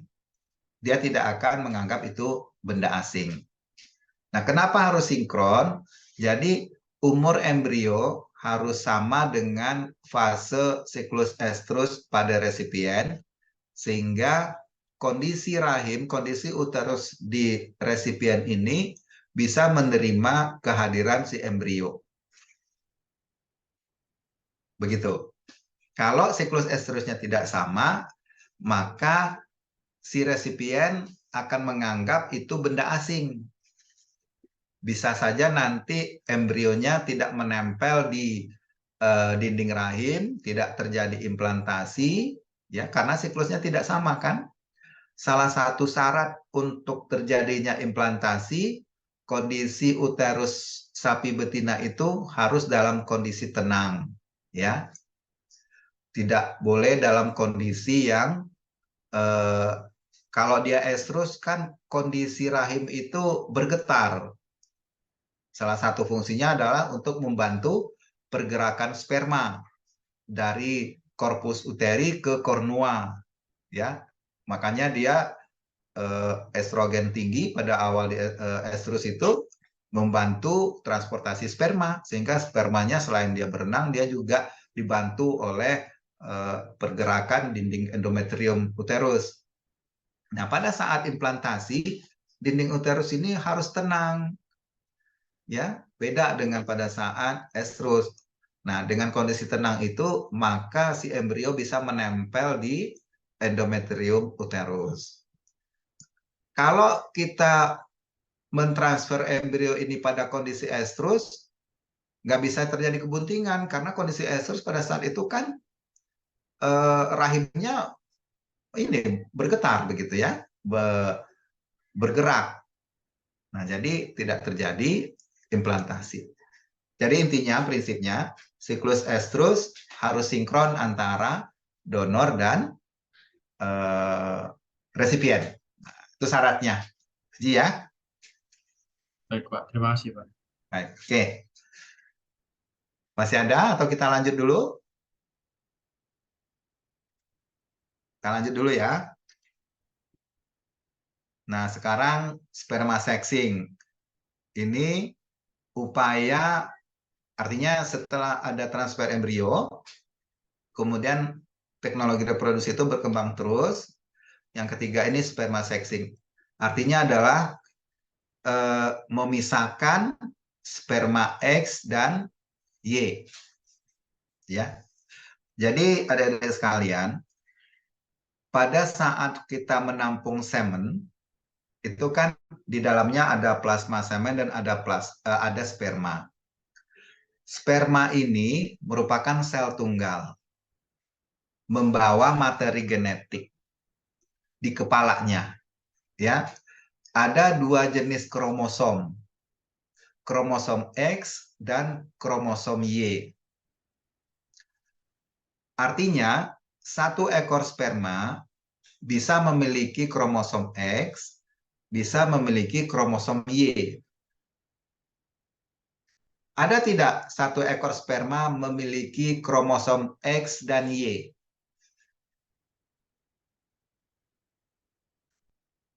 Ada yang bisa bantu jawab?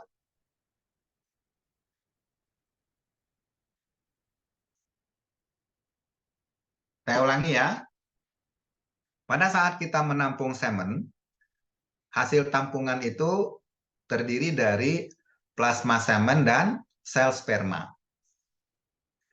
Sel sperma ini merupakan sel tunggal, bisa dia mengandung kromosom X di kepalanya, bisa mengandung kromosom Y, ya, yang ada di kepalanya. Materi genetik itu ada di kepala.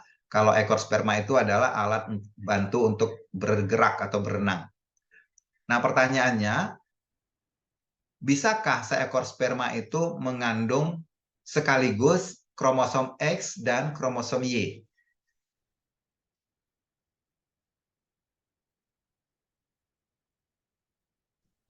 Tidak. Tidak ya, Miftahul? Tidak, Pak. Tidak. Yang lain sepakat dengan Miftahul? Sepakat. Baik, sepakat. Ya, oke. Jadi, seekor sperma itu hanya memiliki salah satu kromosom. Ada yang memiliki kromosom X, ada yang memiliki kromosom Y. Sekarang pertanyaannya, sel telur. Sel telur itu adalah sel tunggal. Apakah jenis kromosom yang ada di sel telur? Sel telur ini ya kadangkala dibilang oosit, ya, sel oosit bilang sel telur ya. Jadi pengertiannya sama. Jenis kromosom apa yang ada di sel telur? Apakah sama dengan sperma? Ada yang punya kromosom X, ada yang punya kromosom Y, atau seperti apa?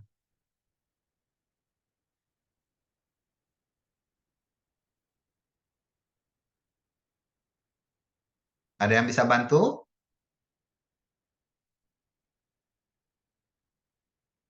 Baik. Jadi, sel telur atau oosit hanya mengandung satu jenis kromosom, yaitu kromosom X, ya.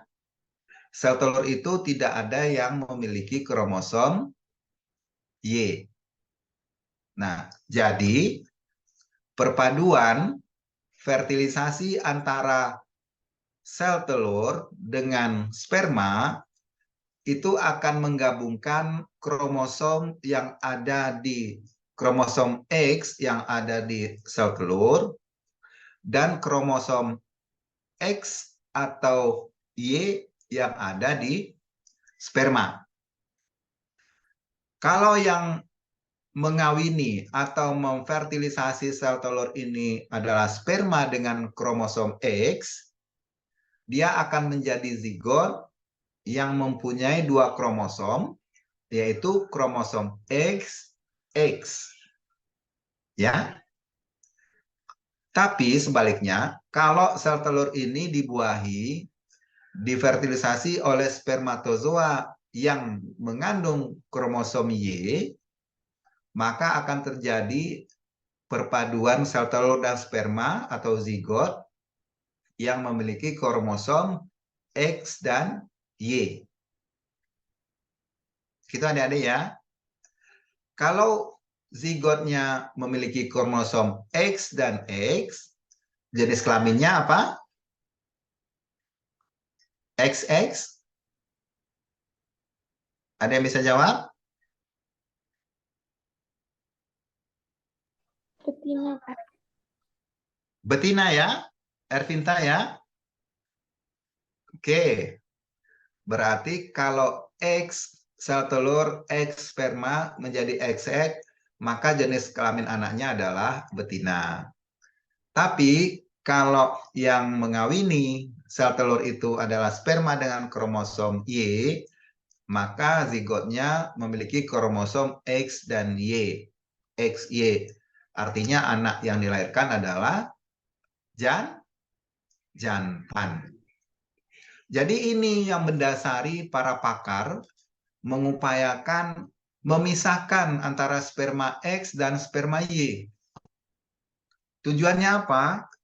Karena kalau sperma itu bisa dipisah, kita bisa menentukan kalau kita pengen punya anak keturunan IB itu betina, berarti kita IB dengan sperma yang mengandung kromosom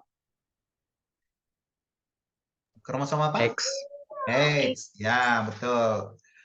Nah, kalau kita pengen punya anak yang untuk dipotong, berarti kita kawinkan dengan sperma yang Y, sehingga anaknya lahir jantan. Nah, kira-kira gitu. Filosofi kenapa orang susah payah melakukan pemisahan sperma X dan Y. Ya. Karena ada orang ingin menghasilkan anak betina sesuai dengan tujuannya, mungkin dia menghasilkan ternak bibit. Ada orang atau peternak pengen menghasilkan anak jantan, tujuannya untuk penggemukan. Nah, kira-kira begitu ya. Mengapa perlunya kita melakukan pemisahan sperma X dan Y. Jadi, begitu adik-adik. Setelah dilakukan pemisahan, ya begitu ditampung dari pejantan dengan vagina buatan, kemudian diproses, dipisahkan dengan metode pemisahan atau sperma sexing ini, nanti maka dia akan berpisah antara jantan dan betina. Kemudian dibekukan, dibedakan, ya stro yang jantan dengan stro betina dibedakan. Artinya nanti pada saat pelaksanaan IB jangan sampai keliru, jangan sampai salah gitu. Nah, jadi teknologi sexing sperma ini, pemisahan sperma ini merupakan salah satu untuk meningkatkan efisiensi reproduksi ternak, ya, untuk meningkatkan efisiensi usaha, ya, mau peternakan rakyat ataupun peternakan komersial. Jadi ini gunanya adalah menyesuaikan dengan keinginan peternak yang ada di lapangan. Karena apa? Karena tidak jarang kalau kita melakukan inseminasi ke lapangan, pasti peternaknya, Pak, tolong Pak, anaknya kalau bisa jantan, gitu ya. Jadi lebih banyak peternak itu meminta yang jantan, karena jantan ini pertumbuhannya lebih cepat, kemudian bisa digemukkan, bisa dijual cepat, menghasilkan uang. Kalau peternak kan praktis ya, adik-adik sekalian ya. Kalau betina kan pertumbuhannya lebih lambat dibandingkan jantan, kemudian ya harus dikawinkan lagi baru bisa menghasilkan anak dan seterusnya dan seterusnya. Oke. Kemudian embrio ya sama halnya dengan sexing sperma, embrio juga seperti itu ya.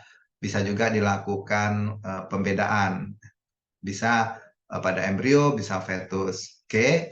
Nah, ini secara sepintas saja metode-metodenya mungkin tidak perlu kita bahas panjang lebar. Artinya prinsip pemisahan itu seperti yang pada sperma tadi. Nah, ini berbagai metode-metode sexingnya. Untuk semen itu menggunakan metode kandungan DNA, kemudian volume kepala, imunologi. Untuk embrio bisa dengan biopsi dan PCR, hibridisasi in situ fluorescence, kecepatan tumbuh in vitro, fetus, ultrasonografi hari ke-60, dan seterusnya. Oke. Nah, fertilisasi in vitro ini adalah fertilisasi di luar tubuh induk, ya. Artinya fertilisasi yang dilakukan secara buatan di dalam tabung. Nah, seperti gambar antara sel telur, ya, sel telur itu setelah superovulasi diambil dari betina, kemudian dimasukkan ke tabung, lalu dicampurkan dengan sperma sehingga terjadi fertilisasi, ya. Kemudian disimpan di inkubator, dilihat perkembangannya.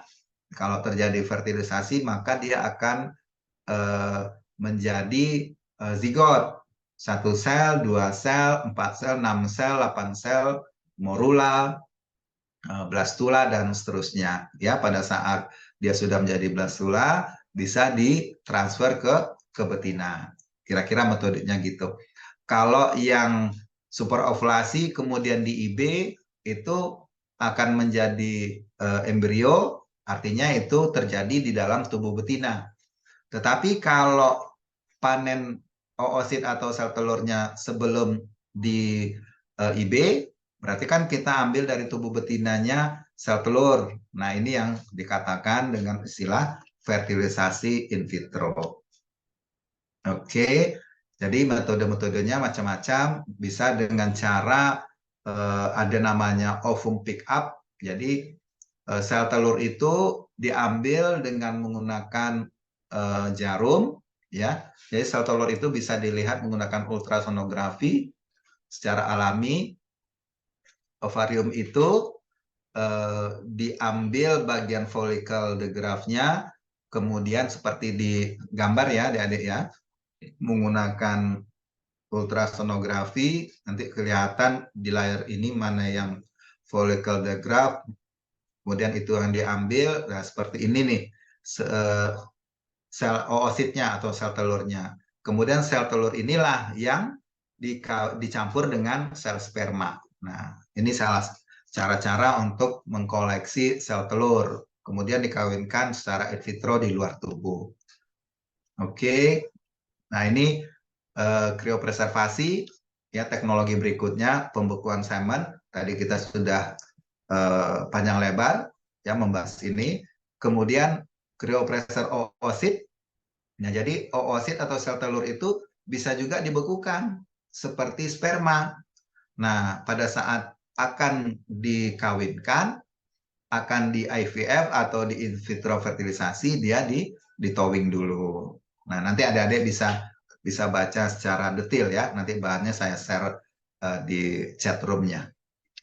Kemudian ternak transgenik. Nah, ini mungkin hanya pada level laboratorium, belum ada secara komersial. Ini juga hasilnya sangat sangat kecil. Ini hanya pada industri-industri tertentu seperti industri farmasi, perusahaan bioteknologi, dan ini masih sangat terbatas, masih dalam proses apa namanya laboratorium ya, dalam tahap penelitian-penelitian. Ini macam-macam. Ini sengaja saya masukkan ke dalam bahan sebagai bahan bacaan aja bagi adik-adik sekalian ya, tidak untuk kita bahas panjang lebar, karena ini sudah high tech sekali menggunakan peralatan yang yang ada di lab-lab yang udah maju betul lah untuk IVF-nya. Oke, ini beberapa cara untuk membuat ternak transgenik. Artinya secara singkat bisa saya jelaskan. Contoh yang sering dipakai untuk hewan transgenik ini adalah tikus ya, atau mencit. Nah, mencit untuk percobaan. Jadi setelah mencit ini dikawinkan, embrionya diambil ya. Di sini adalah embrio pada tahapan 8 sel ya. Embrio itu kan berkembang dari fertilisasi menjadi zigot, 1 sel, 2 sel, 4 sel, 8 sel, kemudian morula, 16 sel, morula, blastosis gitu ya. Nah, blastosis ini nanti baru dia terjadi implantasi dan bunting. Nah, pada tahapan 8 sel ini dicampurkan dengan ini metode retroviral, mencampurkan embrio ini dengan menginjeksikan virus, macam virus ke dalam embrio ya. Ini semacam percobaan begitu. Retrovirus ini adalah virus yang bisa menyebabkan kekerdilan pada hewan. Jadi anaknya lebih kecil dibandingkan yang lain. Nah, setelah dia diinjeksikan ke dalam embrio, embrio ini dimasukkan kembali, dititip kembali ke mencit betina, mencit induk, diimplantasikan. Kemudian terjadi kehamilan, kebuntingan. Nah, anak yang lahir itu ada yang transgenik. Transgenik ini berbeda dari anak-anak yang lain, ya, karena yang dimasukkan retrovirus. Jadi anak yang transgenik ini biasanya ukurannya lebih kecil, ya, ada ciri-ciri tertentunya gitu. Nah, ini lebih banyak kepada untuk menemukan obat-obat tertentu ya, terkait dengan penyakit-penyakit yang ini eksogen gitu. Oke. Nah, ada juga metode DNA micro injection ya, dengan mikroinjeksi, injeksi ke dalam embrio pada saat masih ada pronukleus jantan dan pronukleus betina sesaat setelah terjadi fertilisasi ya. Nah, ini dimasukkan DNA ke embrio itu, kemudian diimplankan kembali kepada induk mencitnya ya, menghasilkan transgenik. Ini cara yang kedua. Nah, microinjection itu kira-kira seperti ini. Ini adalah embrio, ini adalah ujung pipet, kemudian ini adalah ujung pipet yang diruncing, ya, bisa membelah embrio ini. Jadi nanti dengan pipet yang runcing ini bisa memasukkan materi DNA, ya, materi gen ke dalam embrio yang ada.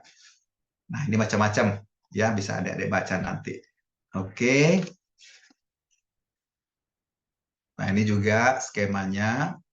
Ini strategi pengembangan generasi ternak transgenik. Ya, kalau kita sudah dapat ternak transgenik jantan dan betina, ya tinggal dikawinkan. Nanti anak-anaknya akan jadi anak-anak yang transgenik juga. Kemudian ada cloning. Cloning ini upaya manusia untuk menghasilkan kembar identik. Ya, jadi embrio yang dihasilkan oleh seekor induk ini dibagi dua. Ya, dipotong dengan menggunakan bedah mikro tadi, menggunakan jarum pipet tadi, kemudian dibagi dua, diinkubasi di dalam inkubator, dikembangkan menjadi embrio blastula kembali, ya, dia akan menjadi utuh. Setelah dibagi dua, dikembangkan kembali, dikultur lagi, dia akan kembali menjadi embrio utuh. Lalu diimplankan, dititipkan ke induk betina. Nah, nanti kalau embrio paruhnya itu ada dua, dititipkan ke 2 ekor betina. Nah, dia akan sama-sama bunting, sama-sama melahirkan dan menghasilkan anak yang persis sama, ya, identik. Karena apa? Karena dia berasal dari embrio yang sama. Kalau kambing, domba ini bisa dititipkan ke satu induk. Tetapi kalau untuk sapi, dia harus dititipkan ke beberapa induk sesuai dengan banyaknya embrio. Kira-kira begitu. Nah ini cara membagi dua embrio yang ada, ya. Ini menggunakan mikromanipulator namanya adik-adik. Jadi di bawah mikroskop, hanya dengan mikroskop kita bisa bekerja membelah embrio ini. Nah ini contoh-contoh cloning yang sudah berhasil, ya kembar, kalau dulu namanya kembar siam kan, kembar identik. Nah ini anak-anaknya hitam sama hitam gitu ya, sementara induknya coklat. Nah ini norma dan etika, jadi dengan kemajuan teknologi ini, ada yang harus kita ingat. Ada hal-hal yang boleh dan tidak boleh kita lakukan. Karena dengan transgenik, kimera, cloning itu akan mengganggu ya kalau tidak mengikuti aturan. Contoh yang menurut Pak Suhaji, norma yang harus kita ikuti itu, yang pertama tidak mengadakan kegiatan atau merencanakan kegiatan penelitian berkaitan dengan hewan yang langsung maupun tidak langsung dapat membentuk spesies baru, ya, atau yang bertentangan dengan hukum alam, ini tidak boleh, atau dengan kaidah agama. Ya, orang kan sekarang banyak iseng, bisa aja orang tuh dengan teknologi seperti yang ada di kartun-kartun begitu ya, kepalanya singa, badannya serigala, ekornya naga begitu. Besar kemungkinan ke depan orang akan mencoba seperti itu. Tapi ada norma etika yang harus kita ikuti. Yang kedua, tidak mengadakan atau merencanakan kegiatan penelitian yang berkaitan dengan hewan yang tujuannya untuk membentuk anomali-anomali kelainan fisik di luar bentuk normal yang merugikan hewan atau tidak layak. Bisa saja orang itu meneliti membuat kucing bertangan 5 atau tikus bertangan 3 ya.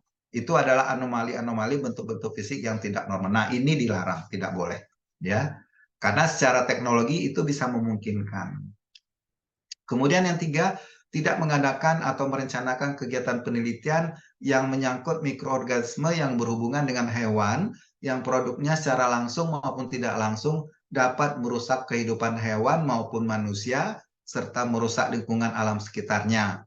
Misalnya bom kuman, membentuk mutan kuman atau mikroorganisme yang ganas dan resisten terhadap cara pengendalian dan pemusnahannya.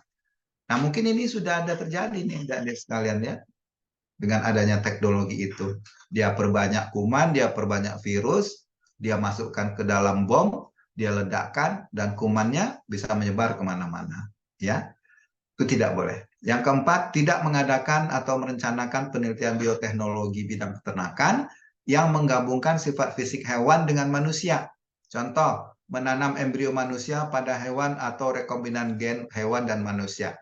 Ini nggak boleh. Kemudian yang kelima, di dalam melakukan penelitian, pengkajian dan aplikasinya yang berkaitan dengan bioteknologi di bidang peternakan, tidak menimbulkan atau tidak bertujuan langsung maupun tidak langsung dapat menyakiti hewan, baik yang bersifat permanen ataupun bersifat sementara. Jadi meskipun dia penelitian pengkajian tidak boleh menyakiti hewan, harus ada animal welfare-nya, ya, kesejahteraan hewannya harus kita jaga. Jadi bukan hak asasi manusia aja yang harus kita jaga, hewan pun harus kita jaga. Ada istilahnya animal welfare. Ya kalau di luar negeri kita bisa dituntut oleh LSM penyayang hewan. Yang keenam, tidak mengadakan pengkajian dan aplikasi hasil bioteknologi dari luar negeri yang bertentangan dengan kaidah-kaidah agama, membahayakan kehidupan hewan, manusia, dan lingkungan atau yang belum tidak jelas status dan dampak. Ya. Kemudian yang ketujuh, tidak mengadakan merencanakan kegiatan penelitian bioteknologi yang disadari atau tidak disadari bertujuan merendahkan derajat hewan sebagai makhluk Tuhan hanya untuk kepuasan diri belaka. Bisa aja orang membuat jenis-jenis hewan yang lucu-lucuan gitu ya, yang tidak sesuai dengan kodratnya. Oke, itu tidak boleh. Yang 8, penelitian, pengkajian, dan implikasi dari hasil bioteknologi yang diberikan dapat menyangkut norma-norma di atas sebelum dilaksanakan harus mendapat pengkajian lebih dahulu, ditinjau dari berbagai sudut atau aspek seperti aspek keagamaan, estetika, budaya, dan aspek teknis. Jadi itu kira-kira adik-adik sekalian, ya, untuk norma-norma etikanya harus kita perhatikan. Meskipun teknologi itu kemungkinan bisa dilakukan, bisa dibuat seperti keinginan kita, karena ilmu itu terus berkembang, tetapi ada batasan-batasan yang harus kita jaga, yang nggak boleh, yang bertentangan dengan kaidah agama, sosial, dan seterusnya. Nah, mungkin itu ya materi kita pada malam hari ini. Kalau ada yang ingin didiskusikan, silahkan.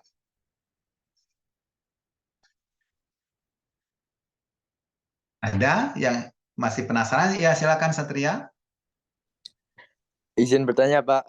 Ya. Mungkin sederhana saja ya, Pak ya. Ya. Ketika embrio itu diambil dari betina untuk ditransfer ke betina lainnya, apakah betina yang embrionya diambil tadi langsung bisa bunting kembali di masa birahi selanjutnya, Pak? Ya, betul, bisa. Karena betina yang diambil embrio itu tidak akan hamil, ya. Tidak akan hamil, maka dia akan masuk ke siklus reproduksi berikutnya. Betul, Satria? Baik, Pak. Terima kasih, Pak. Ya, sama-sama. Yang lain?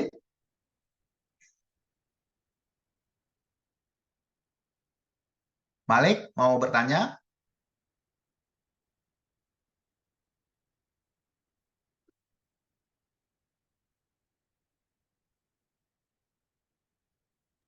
Sudah cukup? Ya, silakan adik-adik yang ingin bertanya. Ya. Boleh.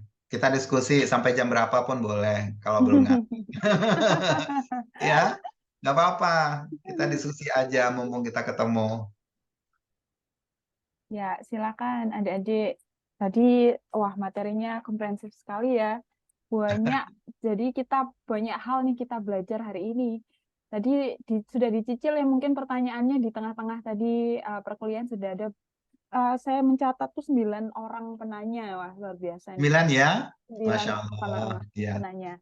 Ini saya catat semuanya deh ya, nanti lumayan jadi poin aktivitas partisipatif ya. Jadi nanti pertemuan selanjutnya ya harapannya seperti ini, jadi hidup diskusinya. Ya, Wah, alhamdulillah. ya, alhamdulillah. Baik, mungkin ada lagi deh, mungkin sebelum ditutup pertemuan yang pertama ini, barangkali ada yang ditanyakan, silahkan.